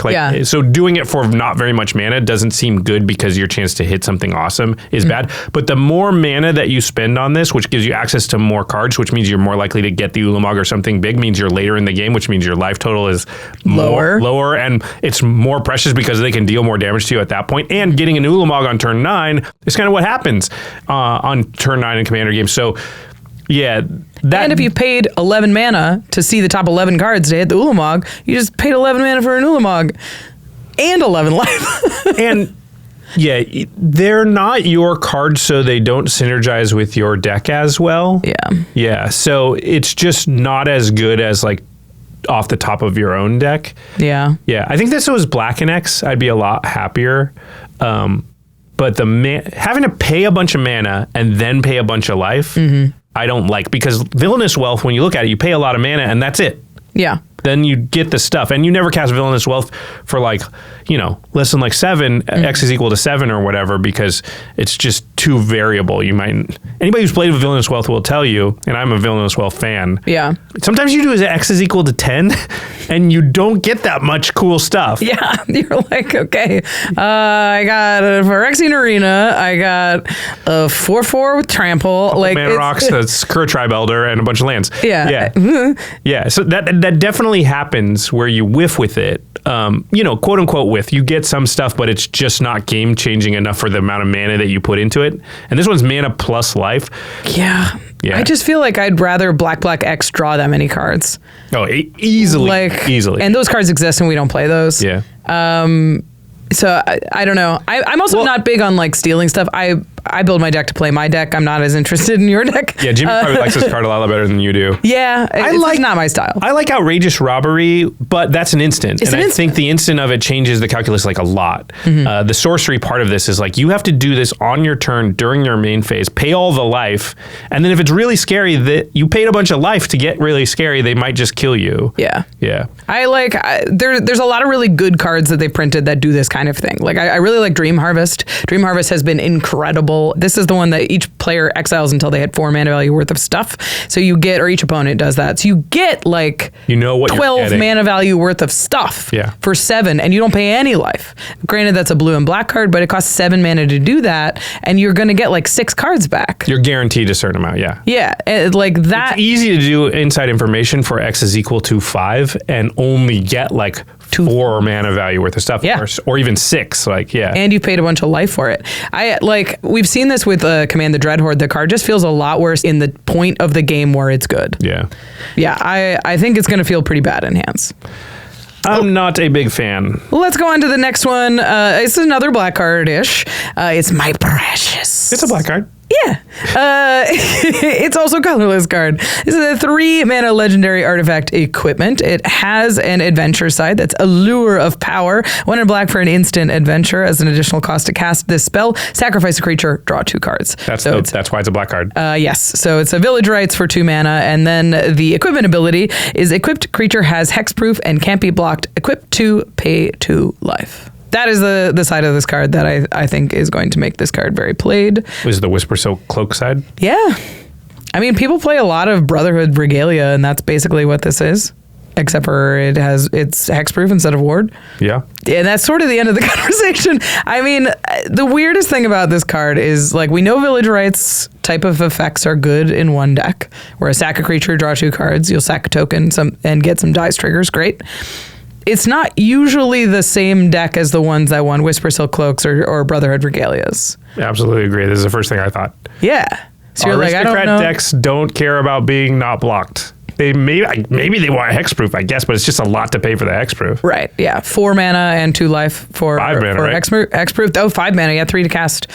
Yeah, Whisper Silk Cloak is 3 to cast, 2 to equip. And Brother of Regalia, you're playing because it's 2 to cast and 1 to equip. 2 to equip. I had in my head this was 2 mana. Yeah.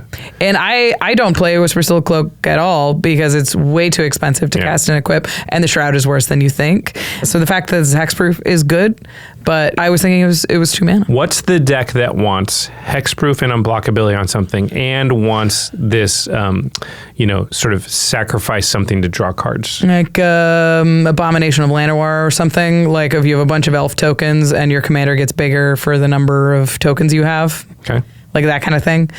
I can only think of like green, black, go wide decks is really where I would see this. In general, go wide decks don't care about unblockability, but if they are making like one big thing, but that's a pretty specific thing. Because if you're going wide, usually you're like, that's my unblockability. You can only block a couple of them. Right. Yeah, like the plants commander that whenever a plants dies, he gets counters. Yeah. But I think he has trample, so you're not really worried about unblockability. Maybe hexproof is important there, but then I don't think the draw is that important. Yeah, maybe it's the hexproof. Maybe in your Aristocrats deck, you're just trying to protect your key piece, protect your Corvold or whatever. It's an additional village rights, so it's a village rights that like draws you 3 cards. Yeah. Yeah, you draw the 2 cards and my precious. So 3 cards altogether. Yeah. So that 1 extra for the cost is actually kind of warranted. Yeah. 1 above village rights. Yeah. As long as my precious feels like a card. Yeah, exactly. But it's just a lot to pay for hexproof. I do not want to pay 5 mana to give something hexproof. Like that just feels bad. And 2 life. Mm-hmm. Like, I don't know. Like there's just so much better ways to do that I don't think I even want that part of the card. But I'm trying to think of it. So I have a Lord of Tressorhorn deck. Yeah. It likes unblockable, likes hexproof, has a bunch of like GAC lying around so I can get Tressorhorn into play. Like maybe it goes there. But even that, like if I paid 3 to cast this, 2 to equip it, 2 life, and then they go to kill Tressorhorn, you're like, oh God. Ah! But it is important that it's hexproof over Shroud. I don't know. It feels a little too expensive on both sides. Yeah. There's probably spots for it, but my guess is I will never cast this card outside of limited. It's going to feel gross and limited. Yeah, this is good in limited. But most adventure cards are, but rare adventures, always good, yeah. All right, let's move on to the next one. We've got another green card to talk about. This is Necklace of Girion. It is 2 and a green. I don't know if I pronounced that correctly, by the way. I'm not a Tolkien connoisseur. That would have been my guess. Yeah. Girion? Girion? I think it's Girion. That sounds right. I only know the ones that were in the movies. Yeah. Because they told me how to pronounce them. And I still get some of those wrong. Anyway, okay. Necklace of Girion. 2 and a green for a legendary artifact. Whenever you cast a green spell, and whenever a forest you control enters, put a 1/1 counter on target creature you control. And it's a mana rock. You can tap it for a green. I should say a lot of these names I am familiar with because I've read them, but I don't know how to pronounce them because I've said them out loud. That's how I feel. I've read The Hobbit, but I don't. But that's how I've said it. Yeah. Yeah. Okay. It's time to play our favorite game show, Josh. Is this a good enough 3 mana rock? We don't know. Probably. It seems like it. Yeah, we'll work on the theme song. We're celebrating. It seems like it. Yeah. I mean, it makes you a lot of +1 counters. I honestly think... You won't, what did we say earlier? 3 or 4 somewhere in there is about a card? I would think so, yeah. So if you... Seems pretty easy to get If you there. can get 3 or 4, if you cast 2 green spells and you play a forest, this card feels great. Yeah. And I think you're putting it in your deck. It is a mana rock, so really you only need to get 2 counters and you're like... And you feel good. And you've gotten what you need out of this. And then every counter past that is gravy. The way I would think about this, honestly, is I just think about it as a way to make treasures. Or not treasures, counters. Yeah. And green and often likes that. It taps for mana, great.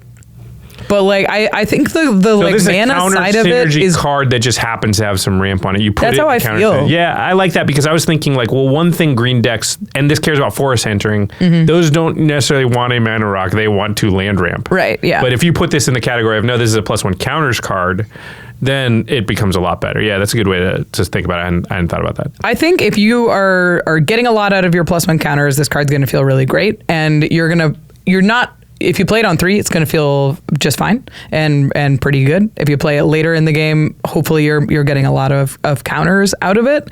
But I mean, I like the Sabsunin deck I built would play this card. Yeah. Because it just can fix my counter situation the way that I wanted to, and I put it in the deck for that, and it's like, oh, now I have one extra piece of ramp. I don't think I would take out any of the ramp that's in the deck for this necessarily. You could though get a mana rock in there. Yeah, if you're There's some interesting things here. One is that if you cast a green spell at instant speed, you can combat trick them, which could be relevant. Yeah. And, you know, those are things to watch out for because sometimes it's like, you know, 1 extra power in a creature really matters. You could even play it outside of like direct synergies with +1/+1 counters if your commander or large pieces of your deck care about the size of your creatures, right? So like power matters decks, like you have to get them above 4. You need to modify them. They care about things like that. Although modified usually has a lot of +1/+1 counter stuff, but like it's incidental enough, and the cost is really 1 mana when you think about it, right? Like, because you can play easily without thinking about it, a 2 mana rock that just taps for green, comes in untapped. So you're really getting this, hey, when you cast a green spell, when a forest enters, put a +1/+1 counter on something for 1 mana. Yeah. And that's like, and I don't know that I'd play that card, but because it doesn't actually cost me a card, it's stapled to another card. There's a lot of usages where, I think this is actually like pretty decent. I think it's a pretty good card. I think it'll be more expensive, like financially, than you want it to be, just because there's a scene box card and it's in a very popular archetype. Another scene box card, Ori, Plate Stacker. 5 white for a legendary creature dwarf bard. He's a 3/3. When he enters, destroy all artifacts and enchantments your opponents control. You gain 1 life for each permanent destroyed this way. Another white card. Bane of Progress in white, but one-sided. This was one that I liked more and more the more I thought about it. Yeah. Because 7's a lot. So my immediate reaction was like, 7? Yeah. But then I was like, You're in white? I really like Angel of the Ruins. Yep. And this, you know, doesn't exile. Yeah. But like, borderline better. Gets rid of all of them. I mean, and if this card's on the battlefield and you're an artifact deck, you're like, I have to kill this thing in case they have a blink spell. Like, I have to figure out. I have to exile it because if they reanimate it or something. Yeah. Oh, no. Yeah, it's just like a repeatable Vandal Blast that gains them life. Are you kidding? Yeah, I was thinking like in my Nico deck, it immediately goes in there. It's opponent's control. Why is it opponent's control? That's so brutal. Just because he's a dwarf and he cares about equipment. So you can't blow up all your equipment. Oh, yeah. He's...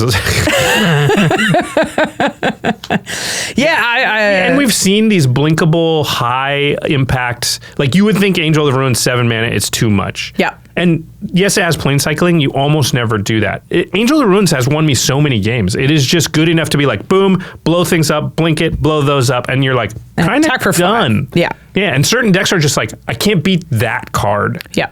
Like, it feels that level of oppressive. I do think there's a big difference here. Angel of the Ruins is like a existential threat. It's a 5/7 flyer. It can hit you. It can block and it can attack. It also provides the win con, This is a 3/3 on the ground, but it also gains you like 5 life. Yeah. Like reliably 5 life. Yeah, it's true. It lengthens the game for you. Right. And 5 could be very minimal. Like a big deal. It could easily do 10. Yeah. So I think it's difficult to think about this. Like we want to think about this on the same terms as the red one that adds mana equal to artifacts, but this one also has enchantments. So it can also pick up like incidental, difficult to remove type of permanents that. How many games have you been in where the Terra Symbiosis just sat there for a long time? Right? Because like there's nobody had a removal spell for it. Yeah, or there's always been something a little bit better to get rid of. Like, this is. No, the fact that it hits enchantments is huge. I think I played if it just hit artifacts, but like the fact that it hits enchantments too, it will like your opponents will groan when you play this.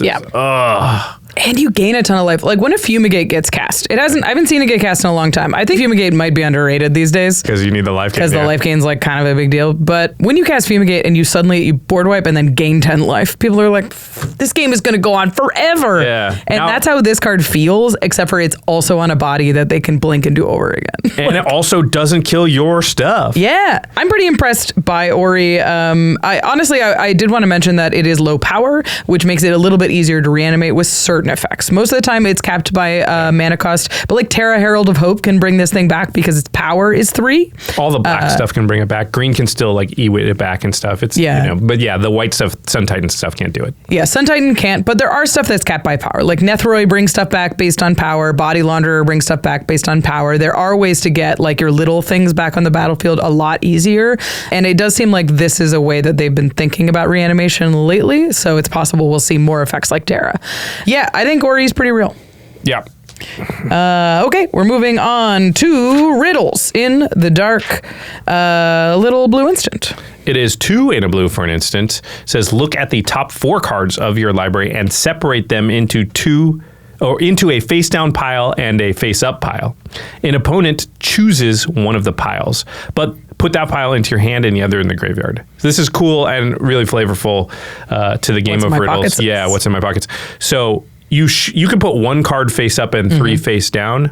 And if the 1 card face up is awesome, do they give you 3 cards versus the 1? I don't know. Yeah. So, or you can play games, put 2 face up that look pretty good, but then they're thinking like, man, the ones down there must be better, but maybe they're 2 lands. They don't know. Yeah. So the face up, face down of it all makes it much more interesting. Yeah.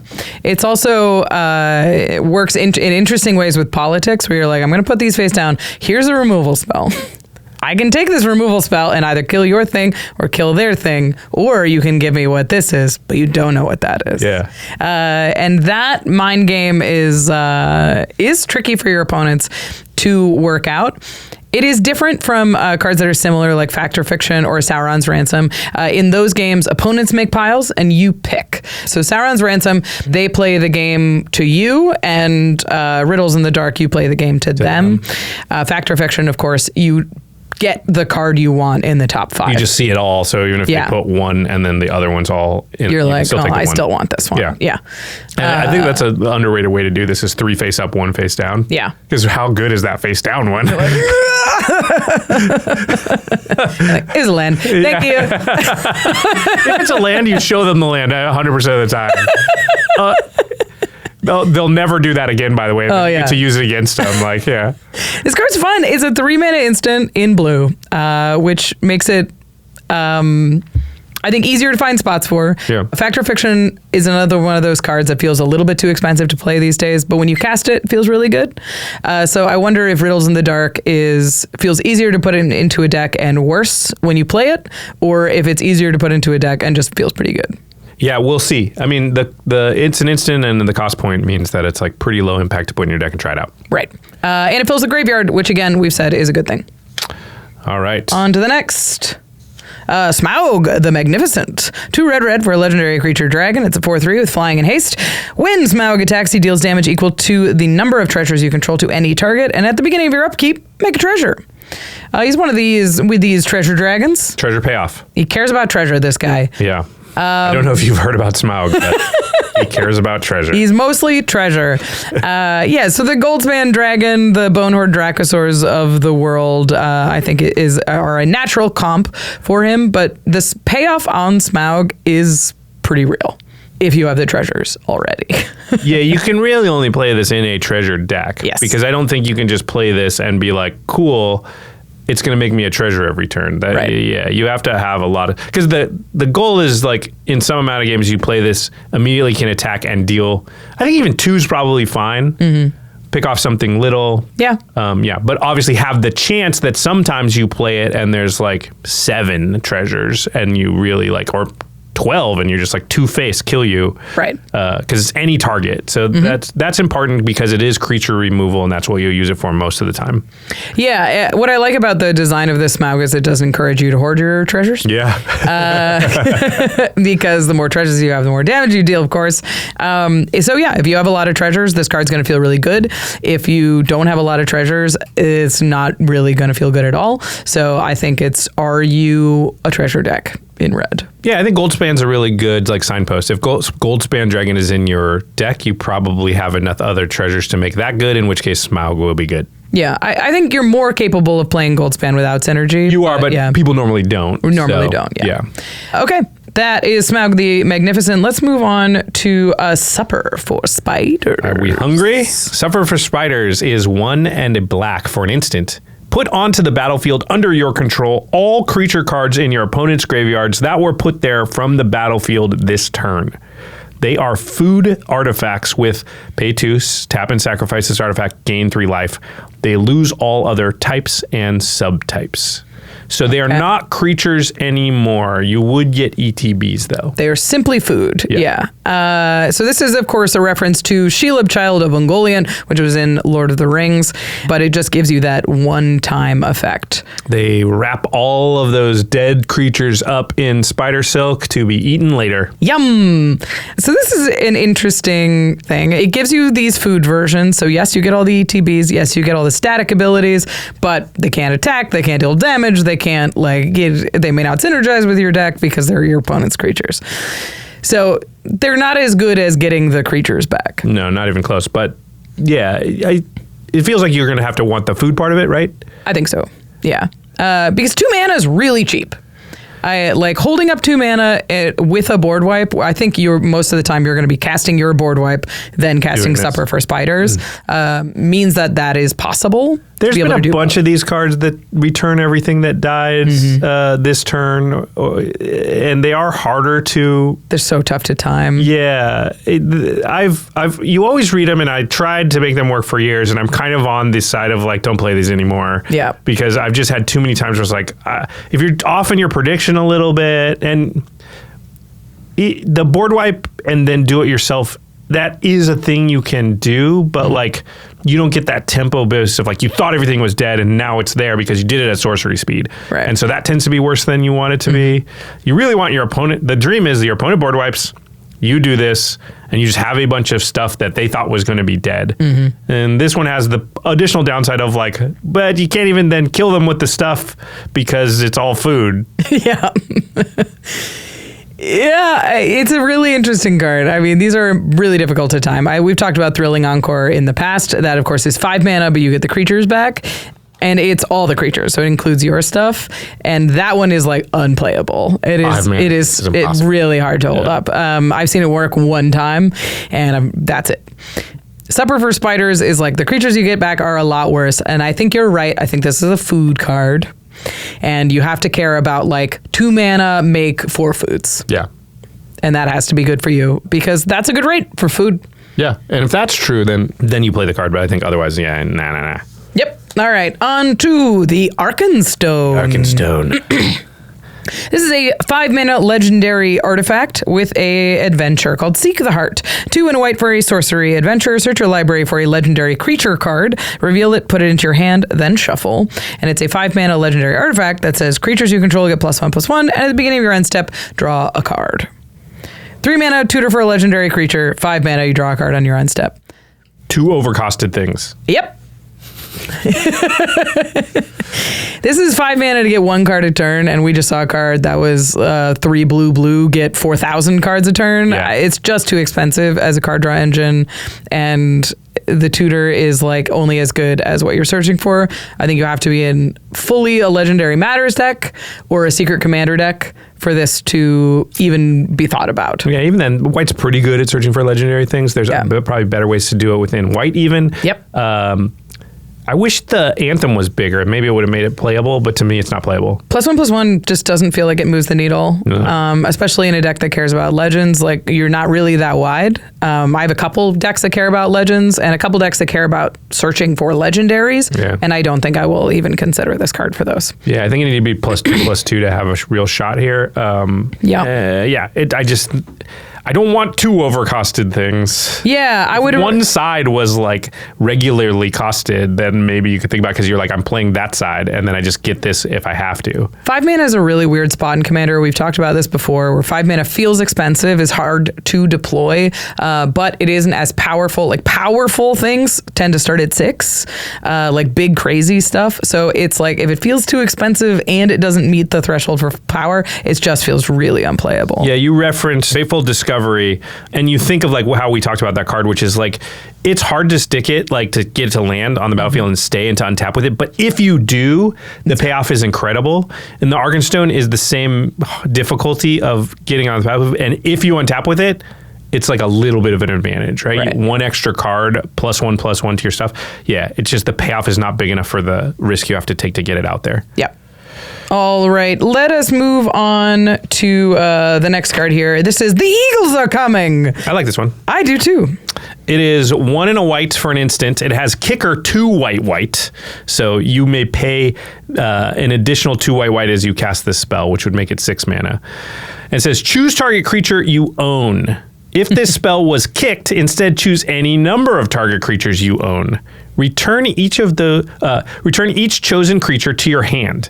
At the beginning of the next upkeep, create a 4/4 white bird soldier creature token with flying for each creature returned to your hand this way. Okay. Some weird things about this card. Let's talk about it first as just a rescue effect. It's just 1 and a white. It's great flavor, by the way. Oh, it's so Eagles good. Come in and rescue. And be like, are you trying to remove my Frodo? Actually, Eagle got him. So good. You make the Eagles on upkeep. Yes. Is a really important thing to keep in mind because if you do this on the turn right before you get them on your upkeep, which means they can't attack. They don't have haste. But at the same time, they like dodge a board wipe. You don't make an Eagle right away. Right. So it's like they, Wrath or whatever, they, Yeah. Austere Commander farewell, and you go bounce my creature, everything is killed, next upkeep I get the 4/4. Yeah, I think this is a really reasonable mode to cast it in. Just be like, protect my commander, get a 4/4 in response, and be like, I'm gonna bonk you for the insolence. It's a super clean 2-for-1, and a 4/4 flyer is nothing to scoff at. Like that is a card. So you got a 2 mana 4/4 flyer and saved your thing. Yeah. Pretty great. Yeah. Sometimes, too, you don't even have to save a thing. You're just rebuying an ETB effect, right? Like, just like, I'm just going to bounce in my hand because when I play it, it's a Muldrifter, right? Like, it doesn't have to be about to die. I just pick up your Azog and be like, I'm going to play that again next turn, but this turn 4/4. Yeah. Pretty sweet. I think that mode is great and is a completely real way to play this card. But if you kick it, this is a win con. Yeah, this is great. 6 mana, instant speed, pick up all of your board. You're like, I'm going to pick up my 5/1/1s and like my commander and something else. And on the next upkeep, I will have 6 4/4 flyers or 7 4/4 flyers. Bad math. Kill you with them. And I'm not overcommitted to the board. I have a handful of cards now. Yeah. Yeah. I love that mode. In response to a board wipe, it is backbreaking. Like we said, it's very difficult to hold up expensive things to blank a board wipe. Yeah. But that's what's great about this is you have a 2 mana version of it on it. Yeah. So then you don't have, like, it's not like if I can't hold up 6, this card is dead in my hand. Right. This is like, if I can't hold up 6, I hold up 2. And then if I ever get to the point where I can hold up 6, now we're in a totally different like situation. So yeah. I love me a white mane lion. It just, they're the types of cards that you just find like really tricky things to do with it all the time. Oh yeah. And this does that same thing. It's even a little bit harder, I think, to deal with because, 4/4 flyer, like you've killed me with a lot of 4/4 flyers and equivalent. Like they just get in there. Yeah, I4's a lot. Yeah. And I wanted to mention Descent of the Dragons and Day of the Dragons. These are both like really cool cards that used to see some amount of play where they just like kill a bunch of stuff and turn them into dragons, or blink a bunch of stuff and turn them into dragons. And seeing one that's instant speed that actually like feels like a reasonable win con in Commander if you time it right is very exciting. Yeah, I think it might be pretty good even in token decks, right? Where like, yes, you have, your commander and some other key creatures that you would want to protect with this small mode, and this can be your overrun effect. Yeah, I think that's exactly where I'd put it. Yeah, because you can bounce all your tokens. They won't go to your hand, but it doesn't matter. I just make 4/4s. Yeah, I turn all my 1/1s into 4/4s. It's sort of like an instant speed divine visitation type of effect. Yep. They're not angels, they're birds. But the timing is the weird thing for that. You can't do it on the turn before you. You have to do it on the person across from you. Before you, yeah. So you will have them on for the person right in front of you's unless turn. you have anger in your graveyard or something. Yeah. But cool card. All right, let's move on. This one's sweet too. The Lonely Mountain. It is a land mountain, and the land enters tapped unless you control an equipment. 4 and a red, tap, create a 2/2 red dwarf creature token. This ability costs 1 less to activate. For each equipment you control, activate only as a sorcery. This card's great. Yeah, I think you have to be in a deck that has a lot of equipment. Yep. But if you ever get this down to just a red tap, it's crazy. It's fetchable. Yeah. Like the amount that you can, that if you're playing an equipment deck, you're like, oh, suddenly I want all of the mountain fetches to just find this card. So if there's a board wipe and all of my equipment are laying naked on the sand, I can make a dwarf and start rebuilding. Yeah, you put this in the notes, which is really smart. Like equipment decks have this classic problem where you have all your equipment and no creature to put it on, because in order to run a lot of equipment, you have to cut down on your creature count. Right. And so you're always looking for like some way to just get any creature out that doesn't cost you a real card slot. And because this is a land in your deck, it like does double duty. Yeah, so. Should be legendary. That's my beef. It's the Lonely Mountain. It's the Lonely Mountain. It's lonely. It's not a Lonely Mountain. If you have two lonely mountains, they're not lonely anymore. They're friends. What are you talking about? They could be far away from each other. Then that's why they're lonely. Yeah. They used to be friends, but now they're so far apart. Drifted. Yeah. Man, tectonic rifts coming between friends. All right, let's talk about another big enchantment. Okay, it is Uncover the Moon Letters. It's 3 and a blue for an enchantment. Whenever you cast a non-creature spell, you may draw X cards where X is the amount of mana spent to cast that spell. If you do, discard 2 cards. It's greater good spells. Yeah, kinda. So this is, the important thing to notice is the amount of mana spent to cast that spell. So if you cast Force of Will, you will draw none and discard 2. It's May. Don't draw none. Yeah. But it's the amount of mana spent. So if you Treasure Cruise or something, it's just the amount of mana that you spend on it. Yeah. Works good with X spells. Yeah, but it's also non-creature. So this works for enchantments. This works for artifacts. This works for spells. It works for battles. I don't know you. You can do some interesting things with it. Seems like it's going to be really good in artifact decks. Yeah, I was thinking about it in artifact decks. We were talking about how artifact decks love cost reduction. So it's kind of worse with cost reduction because it's the amount of mana spent. Yeah, but once you're to the cost reduction part about it, you're just like, then you're fine. Cool. Then you don't need to draw. But up till then, I'll just go ahead and draw the cards. Yeah. It's and filling the graveyard is good, especially in artifact decks. Yep, artifacts love having a bunch of stuff in there for your scrap trawlers and whatnot. Yeah, I thought you probably need like 35 non-creature spells that are 2 mana or more. Sure. Because I don't think you can pull. You can't count the 1 mana stuff. Right. Because you just won't can't do it. Yeah. Well, yeah, maybe in a pinch if you really want stuff in the graveyard, you could do it, but Draw it's one, bad, right? 2. Like it is. You're down a card. Draw 2, discard 2 is fine. Yeah. And actually kind of good. Draw 3, discard 2 is really good. Anything above that is awesome. Right. And just getting that for gravy. This being at 4 and not 5 makes it a little easier to deploy. It has the same problems we've talked about though, as far as like do nothing enchantments. Yeah, I think I'm going to have a tough time finding a spot for this because I have a deck that has 25 Dragon's Approaches in it. Yeah. But the deck is designed to reduce the casting cost of the Dragon's Approaches. In which case you're not. Yeah, in that case, I'm not doing anything. And I do want the graveyard. So it feels like Dragon's Approach is a place where this card should be good. And it's You want to discard them, yeah. So it might be good enough just for that, though. It might. I mean, if I'm down to like 2 mana, if I've reduced them by 1, which is most common, then every Dragon's Approach is a draw 2, discard 2. That's pretty good. It's pretty good. And you get more Dragon's Approaches in the graveyard that way. Yeah.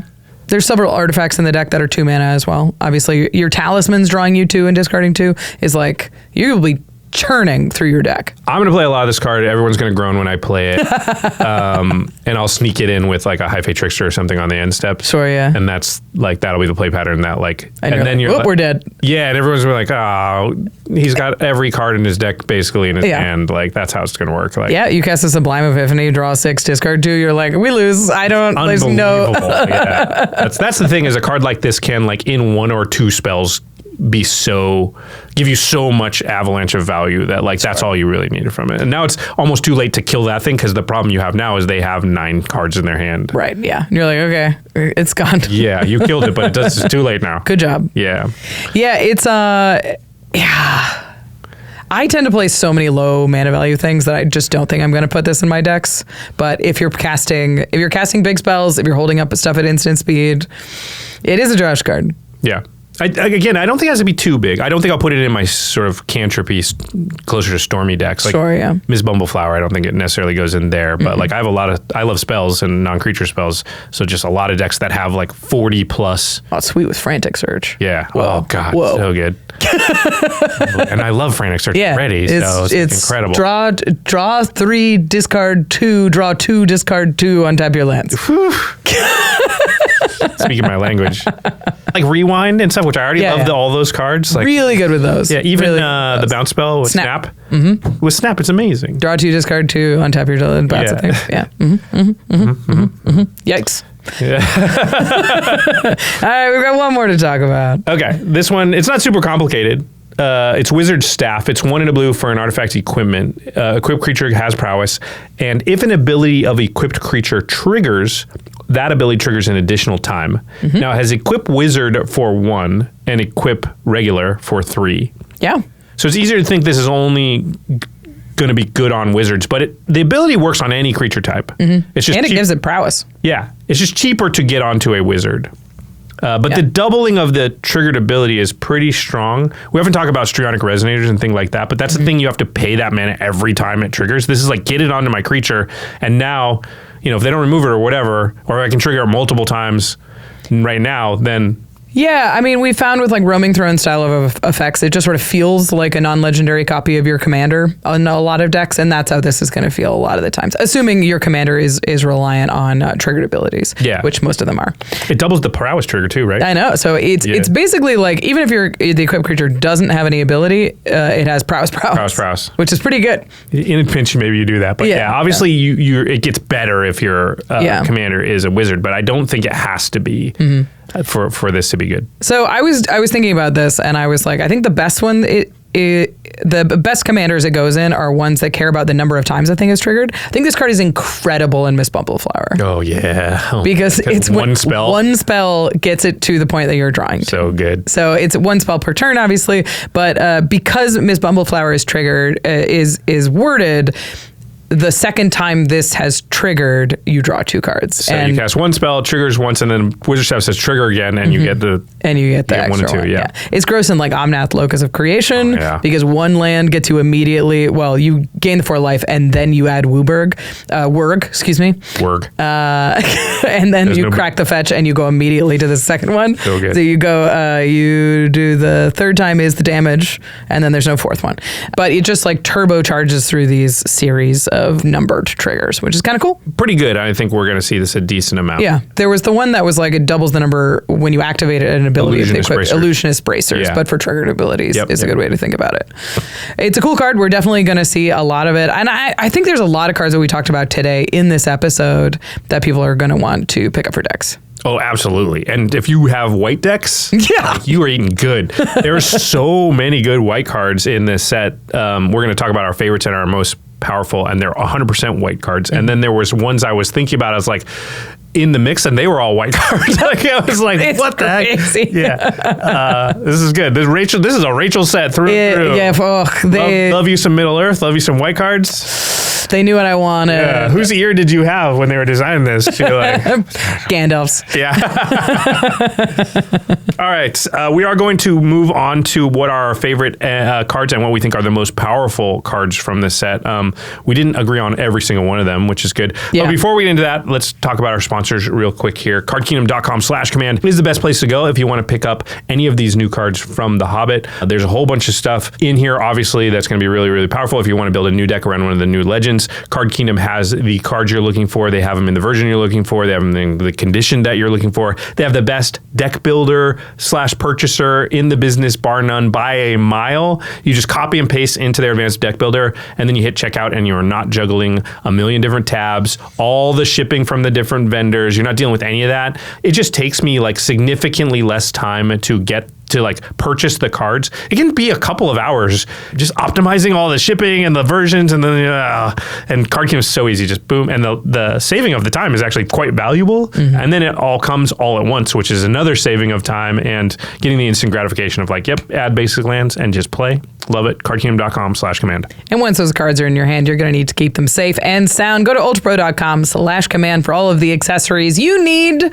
for your Magic lifestyle. We have Waxed Poetic poetic about the sleeves that Ultra Pro offers right now. Of course, there's the Apex sleeves, the best art sleeves in the business, but I do want to talk about the re-release of the Eclipse sleeves because they are so nice. And I swear, every time I pick them up, I'm like, these are the new Eclipses, right? These are nice.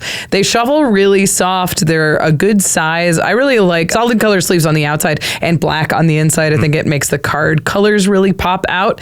And I'm not worried about transparency issues on the back. There's so many double-sided cards in Magic these days that, like, if you have a light colored sleeve from the wrong brand, you can see the other side of the card coming through. So I never worry about that with Eclipse sleeves. They just look good, they fit well, and they last forever. So pick them up over at ultrapro.com/command, and you are supporting the show.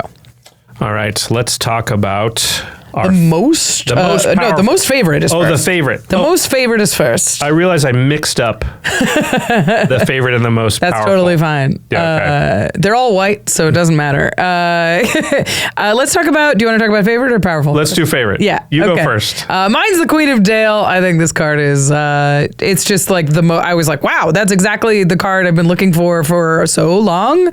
Having a looter in white fuels so many white graveyard decks I built over the years. I would play, like, there's a white enchantment that has a discard outlet on it. I was like, this card does nothing but discard a card. Yeah, I need that. And I need to be able to do that. And the fact that Queen of Dale does that while actually drawing a card is a lot better. So I'm very excited about this card. Yeah, I love that card too. For my favorite, I put the Eagles Are Coming. Yeah. Yeah. I love tricky cards like this. I just like having stuff. I like keeping my opponents off balance. Me like, Josh has something, but I can't predict what it's going to be. This is just another angle of attack on that. Doing stuff that you want to do, and the ability to sort of scale it, like one creature versus multiple, just everything I like. I'm definitely, and I need cards that are tricky but also can win the game, and this does that too. This is a great one where you pass with all your mana up, and you're like, it's either Cyclonic Rift, or maybe it's the capsize several times, or it's the Eagles Are Coming. Well, that's way worse, actually. It could be Sublime Epiphany. I love putting my opponents in that position. Yeah, doing the math on it. That card's really fun. Plus the flavor is perfect. So good. All right, let's talk about the most powerful card. Yeah. I'll go first here because I'm going to put as the most powerful what you picked as your favorite. Queen of the Dale, I think. Oh, yeah. That's the card I see. Well, there's two, and to be fair, your most powerful card is the other one. That it's like, oh, I'm just going to put these in all my white decks now. Until I play with them enough to feel like I could figure out a spot where I don't want them, my assumption is that I want them. They're just very good.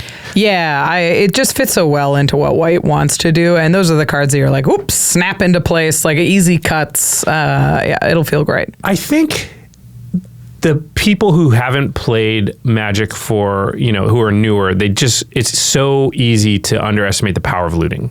Yeah. Looting is just, and the more you play, the better looting gets. First of all, because you become better at knowing like which cards you want, but also you just learn games are so smooth when you get to loot a lot. You just get to pick through your deck and, oh, I don't need land. The land's the thing you go to, but that's more than that. Oh, I have multiple removal spells. I really only need one. Oh, I have 2 Wraths in hand. I don't need 2 Wraths. Oh, I already have that effect on the battlefield. I'm really looking for this effect to make my synergy work. It just digs me deeper, gets me there faster. And you'll find that your decks just run so much smoother when you're looting. If you don't play with looting in your deck, I would just encourage you to put some in and start to work with it. It'll make you better at the game, but also you won't give yourself a chance to discover how good it is, and if you never tried doing it.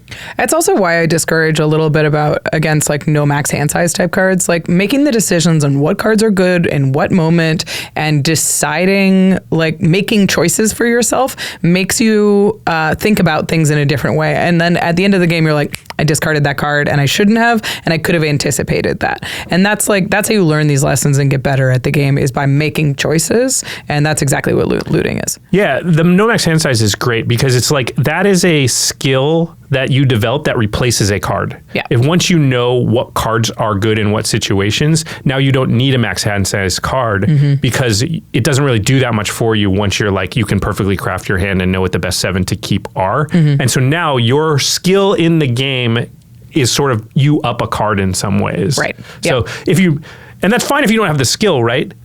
What you should be trying to do is work to develop that skill and therefore because what do we want the game to be about? We don't want to be just like flip over our decks, who spent the most money, they win, or flip over our decks, who had the best card on top, they win. We want it to be the decisions we make and the strategy that we employed are what determine the outcome. Right, for sure. Okay, let's talk about your most powerful, though. Yeah, I want to talk about Gleaming Splendor. This is Smothering Tithe at home for 2 mana. I don't know if it's even at home. It's next door. I don't know. It's in the neighborhood. It's in the neighborhood. Comparing cards to Smothering Tithe is bonkers. That card is really, really strong and so explosive. And I don't think this is as explosive, but it's going to feel as powerful. The thing about treasures is it just means that you always have the mana open to do what you need to do. Big part of Commander is knowing when to hold your mana up, and Treasures says you always have mana up. If you hang on to these, you can cast the spells you need to cast. And Gleaming Splendor is just like, yeah, I'm just going to give you those and they can chill.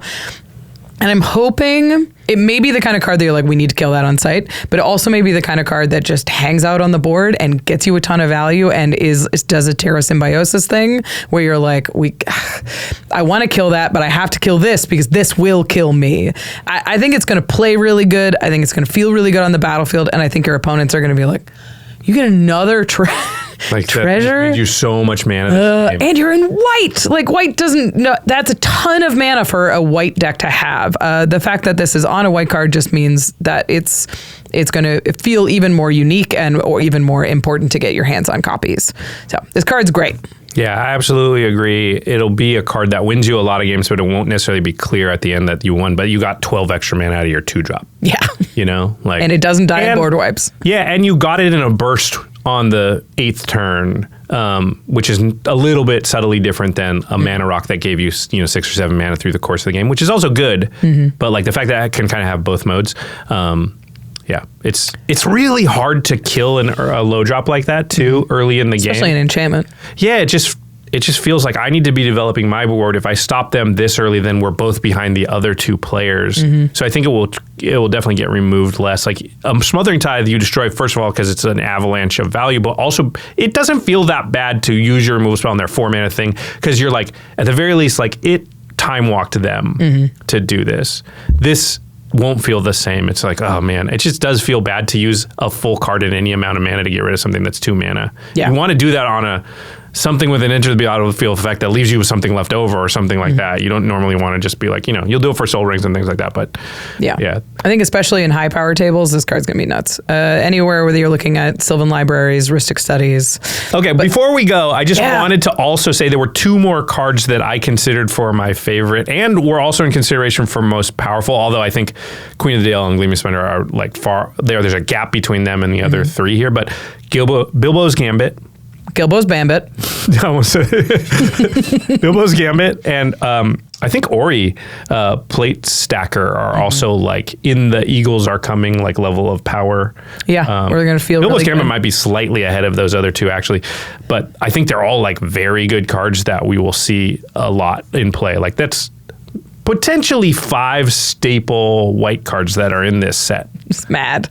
I don't think Ori's probably staple level. Yeah, it takes a more specific deck. So let's say 4 that are potentially in the staple category, and Ori, which is just a very good card in a fairly common archetype. Right. Yeah, I agree. I mean, this was when I started to look at white cards, I was like, well, I'm going to need one of those and I'm going to need one of those. And and I need 5 of those. The amount of 2-drops in white, we're looking at 4 of them, but also we talked about Belladonna. That's just an unbelievable amount of efficient, powerful cards that you can put into your decks, and not all of them require any amount of synergy. Like Gleaming Splendor, you just put in your deck and it's good. You don't have to. That's why it's a staple, right? You don't. Yeah. Queen of Dale, you don't have to do anything. You put it in your deck, it does its thing, and that thing is a thing that all your decks want. Do all your decks want mana? Yes, they do. Yeah. Yep. Good cards for white. I'm curious to see where they all land. Whether Queen of Dale is the one that we're talking about 2 years from now, or Gleaming Splendor, or both. Or if Bilbo's Gambit is like, I got hit by that thing and I can't put it in decks anymore. It's nasty. Yeah, I already feel bad about casting it. Yeah. Right. I'll cast it a few times. I'm gonna. And then I'll probably be taking it out because of the mean factor. Yeah. All right. That's it. Those are the cards we're going to talk about from The Hobbit. We hope you enjoyed those episodes. On to other ones. Big thank you to our amazing team here at the Command Zone for making this episode and all of them possible. Thank you to Karina Cruz, Josh Diaz, Nikki Rojas, John Schneider, Gaurav Galati, Travis Saunders, Jamie Black, Jordan Pridgeon, Jake Boss, Becky Bell, Eric Wilson, Eric Lem, Manson Lung, Josh Murphy, Evan Limburger, Sam Waldo, Dylan Hesselbacher, Reggie the Arcade, and Jimmy Wong. Yeah, you might be noticing some new names among the list. Big long list these days. Yeah, Gotta take a we big went through breath. that big hiring process earlier this year, and we've added a bunch of members to our team. You might have seen them in the background of videos and stuff, but or Reggie in the foreground of videos. Absolutely. Yeah. All right. Well, we'll see you next time. All right. Peace.